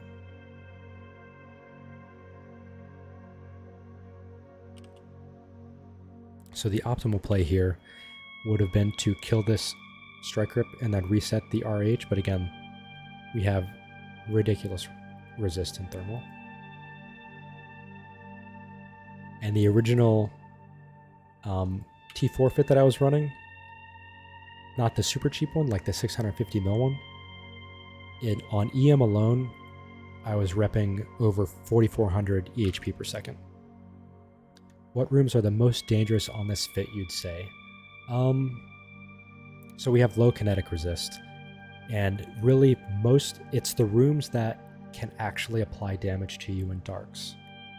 For a lot of people, that's Angels, Sanches, because again, we're brawling, so that it's not like you're just going to outrun the Sanches. Kikimoras in 50% rooms, and I say 50% specifically because if it's 70%, as they're in their orbit, around their anchor target, they're resetting themselves. And it's enough to where you really just don't need much against them. And you can use that knowledge to fly in a direction and force that reset if you're at a bad spot. In 50%, they can much more easily keep that spool. They do still occasionally reset, but if you have a combination, I'm going to turn off my afterburner here just so I don't get out of range of this guy. The right combination of like webs and damps, because full damps on a ham Munin with perfect skills in this fit, you are going under 9 kilometers on your range. So it's a combination where, if there are webs, you're going to stay there. You need to be there to do your damage. You could do Javelin, but, and again, it's not up. We're going to stay on this blue cloud here. If I'm going to run this fit, especially in a fit that I wouldn't normally run myself, I want to run Rage more often than not, especially versus Kikimoras where I know I can apply that Rage.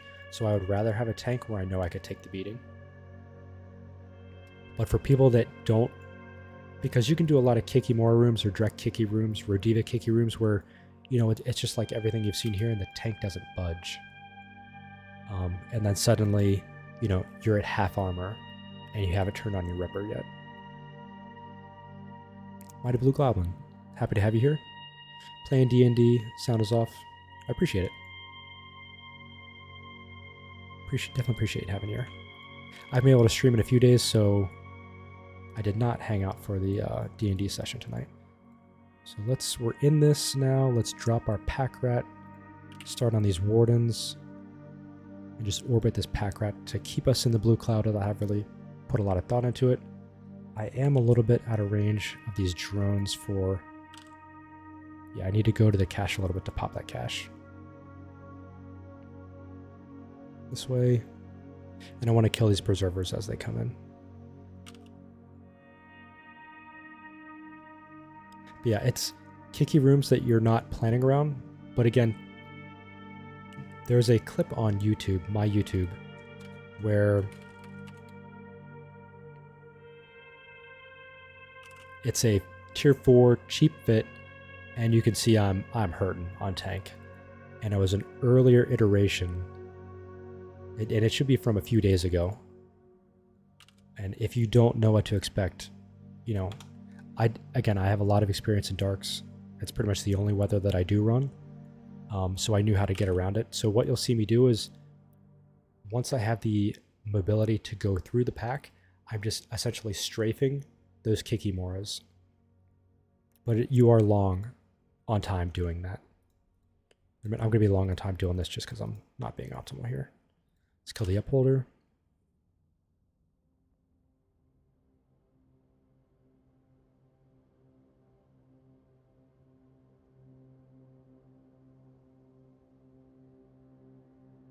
And you can see these wardens left me to go after my drones.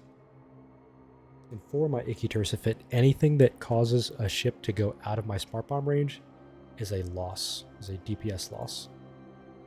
Because the whole idea behind that fit is to reduce the number of gun targets, because Triglavian turret DPS has low average damage. So by reducing the number of targets I have to kill with my gun, my average turret damage goes up.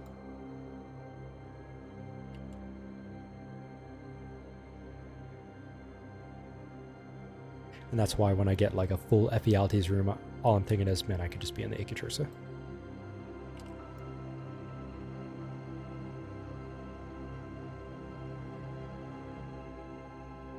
We are a good bit ways off the gate. We've got plenty of time here.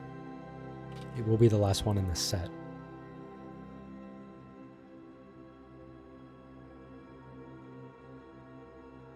So, 4 Lucid frigates in this setup. Rigger rig or not, and really any application combo that you're going to have on this, swap to Navy if you don't have a blue cloud.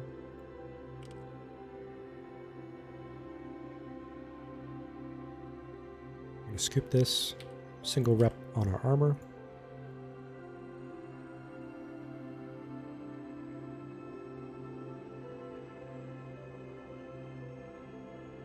So it will be not as optimal, but I want to kill these frigates on the way back to the gate. Let's turn our reload off. For the Warden to drop at least one of the webs as we start closing that gap. Should still get both Wardens while in the blue cloud.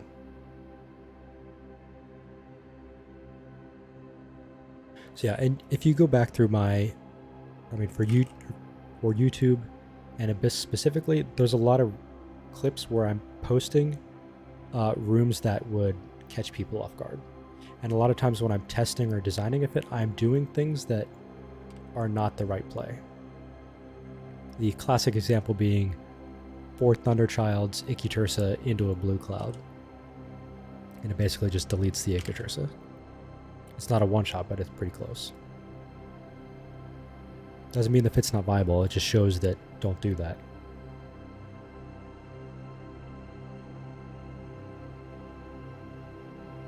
Okay, so another set of 3.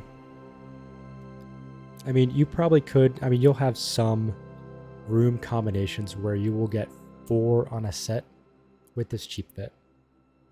If you put some more money into the DPS, you could, I would say, consistently get 4 on a set being on your standard Crash or your standard Exiles.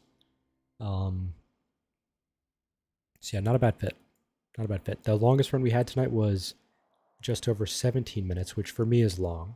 A lot of my fits that I average are around 11 minutes. So that's long for me. And anything over 15 minutes, I'm like, what am I doing wrong here? And for that 17-minute run, I spent some time chasing a plate forger away from an overmind, which was not optimal.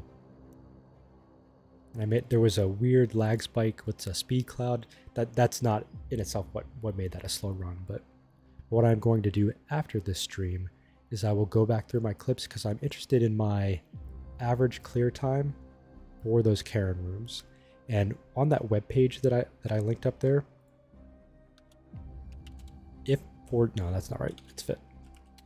If for some reason I have a fit there that, say with the Munin, I don't have as much time in, if at any point I'm running and I'm like, no, this is not safe, I have a change. One, I will post the change, and I will put probably up front in one of those red boxes like, hey, I changed this. If you run whatever, this can kill you.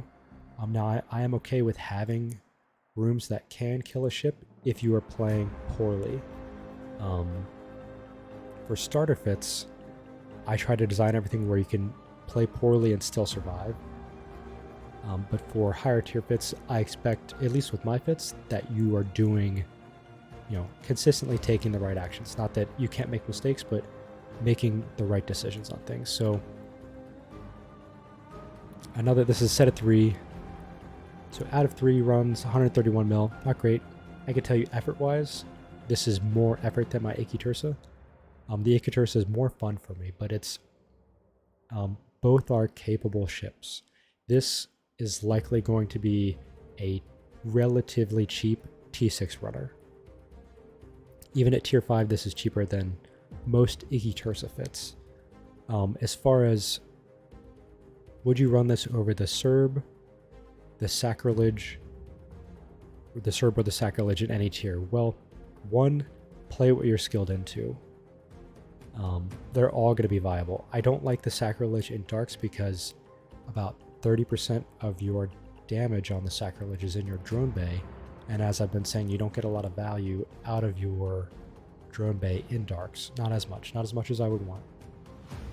Not when this exists. And really, if you look at this fit, this is a Sacrilege. This is a Sacrilege fit that lost a high slot, which was not a launcher. It'll be a gun. Should be a gun if you want to get more DPS out of it. And you gained a low slot, which that is a valuable trade. Missile DPS wise, it's the same before application. Mids are the same. The Sacrilege is going to have better cap. So for Dark specifically, I think it's going to be hard to beat a cheap Munin. The Serb is still viable. The Serb was already viable before the buff, so we're taking, you know, these Hydra Ham Serbs that are very expensive and giving them a better tank. What my hope is for the Serb is there is a cheap alternative out there for exotics. And I would say a Serb in an equivalent tier to a Munin in Dark, a Serb should clear a lot faster. Those fits just might be more expensive though. And you can run like a dual webbed Serb in Dark. I would definitely run dual web. You just need to be on your game with angel spawns. So yeah, Munin for Dark, Serb try to get into exotics, and then the Sacrilege. I mean, I know electricals are expensive, but you can run like a dual rep sac fit and be fine in electricals. Not to mention take advantage of like excellent infiltrator drones, take advantage of probably a heavy pulse gun so that you can use conflag on the battleships and have Scorch the rest of the time. I mean, you could run an autocannon there too. You could run Firestorm, but a lot of these missile boats are just low on DPS compared to what, you know, alternatives out there. And anything that can run Firestorm will crush another weather. So only run Firestorm if you specifically want to run it. And if you want a cheap filament missile boat, then you have this. And tier 4 Dark have already gone up in price. They're still way cheaper than anything out there, and T5 Dark is still only 7 mil for a filament, so that's not bad. So yeah, that's been my tier 5 Munin. Again, those fits will be on that page, and I will post these sets. Again, it's not as many runs as I normally run.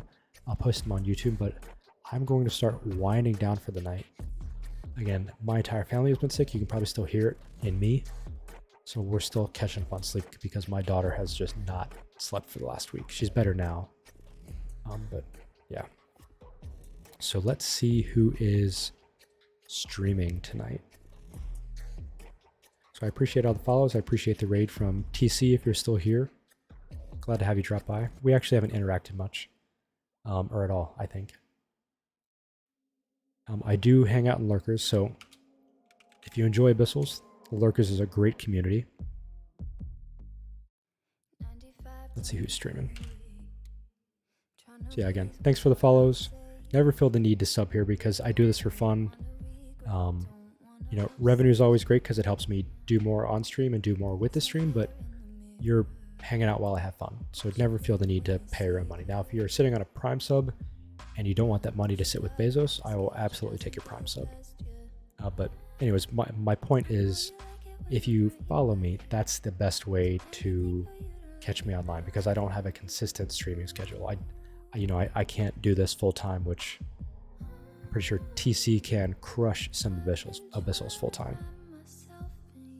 Rudolph Montgomery, you're welcome. Thank you for the follow, Marokev, and thank you for the follow, Arhelia. I think it's Arhelia, yeah. So we got, I think, some solo roaming out with Crash Naps, a lot of faction warfare, and chill stream. I don't know if you consider this a chill stream. I aim for it to be, but whenever I see chill Eve stream on Twitch, it's hard for me to not click and to not raid that. So let's raid LB LeBlanc.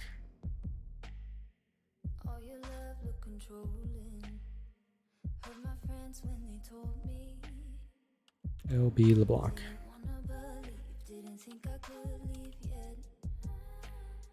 Looks like he's doing PI. So yeah, thank you again. It's been fun. If you ever want to reach out to me, you could just hit me up in-game at Caldari Jones. You can hit me up in my Discord or the Lurkers Discord. That'll be the easiest way. But it's been fun. Happy to entertain questions about the Munin, the Icatus, or really any fit. I love talking about Eve. A lot of times talking about Eve is more fun than playing Eve. Lately, there's just been a lot of fun things to do in Eve, so good time to be back in the game. So yeah, let's raid LB LeBlanc. I'll catch you around.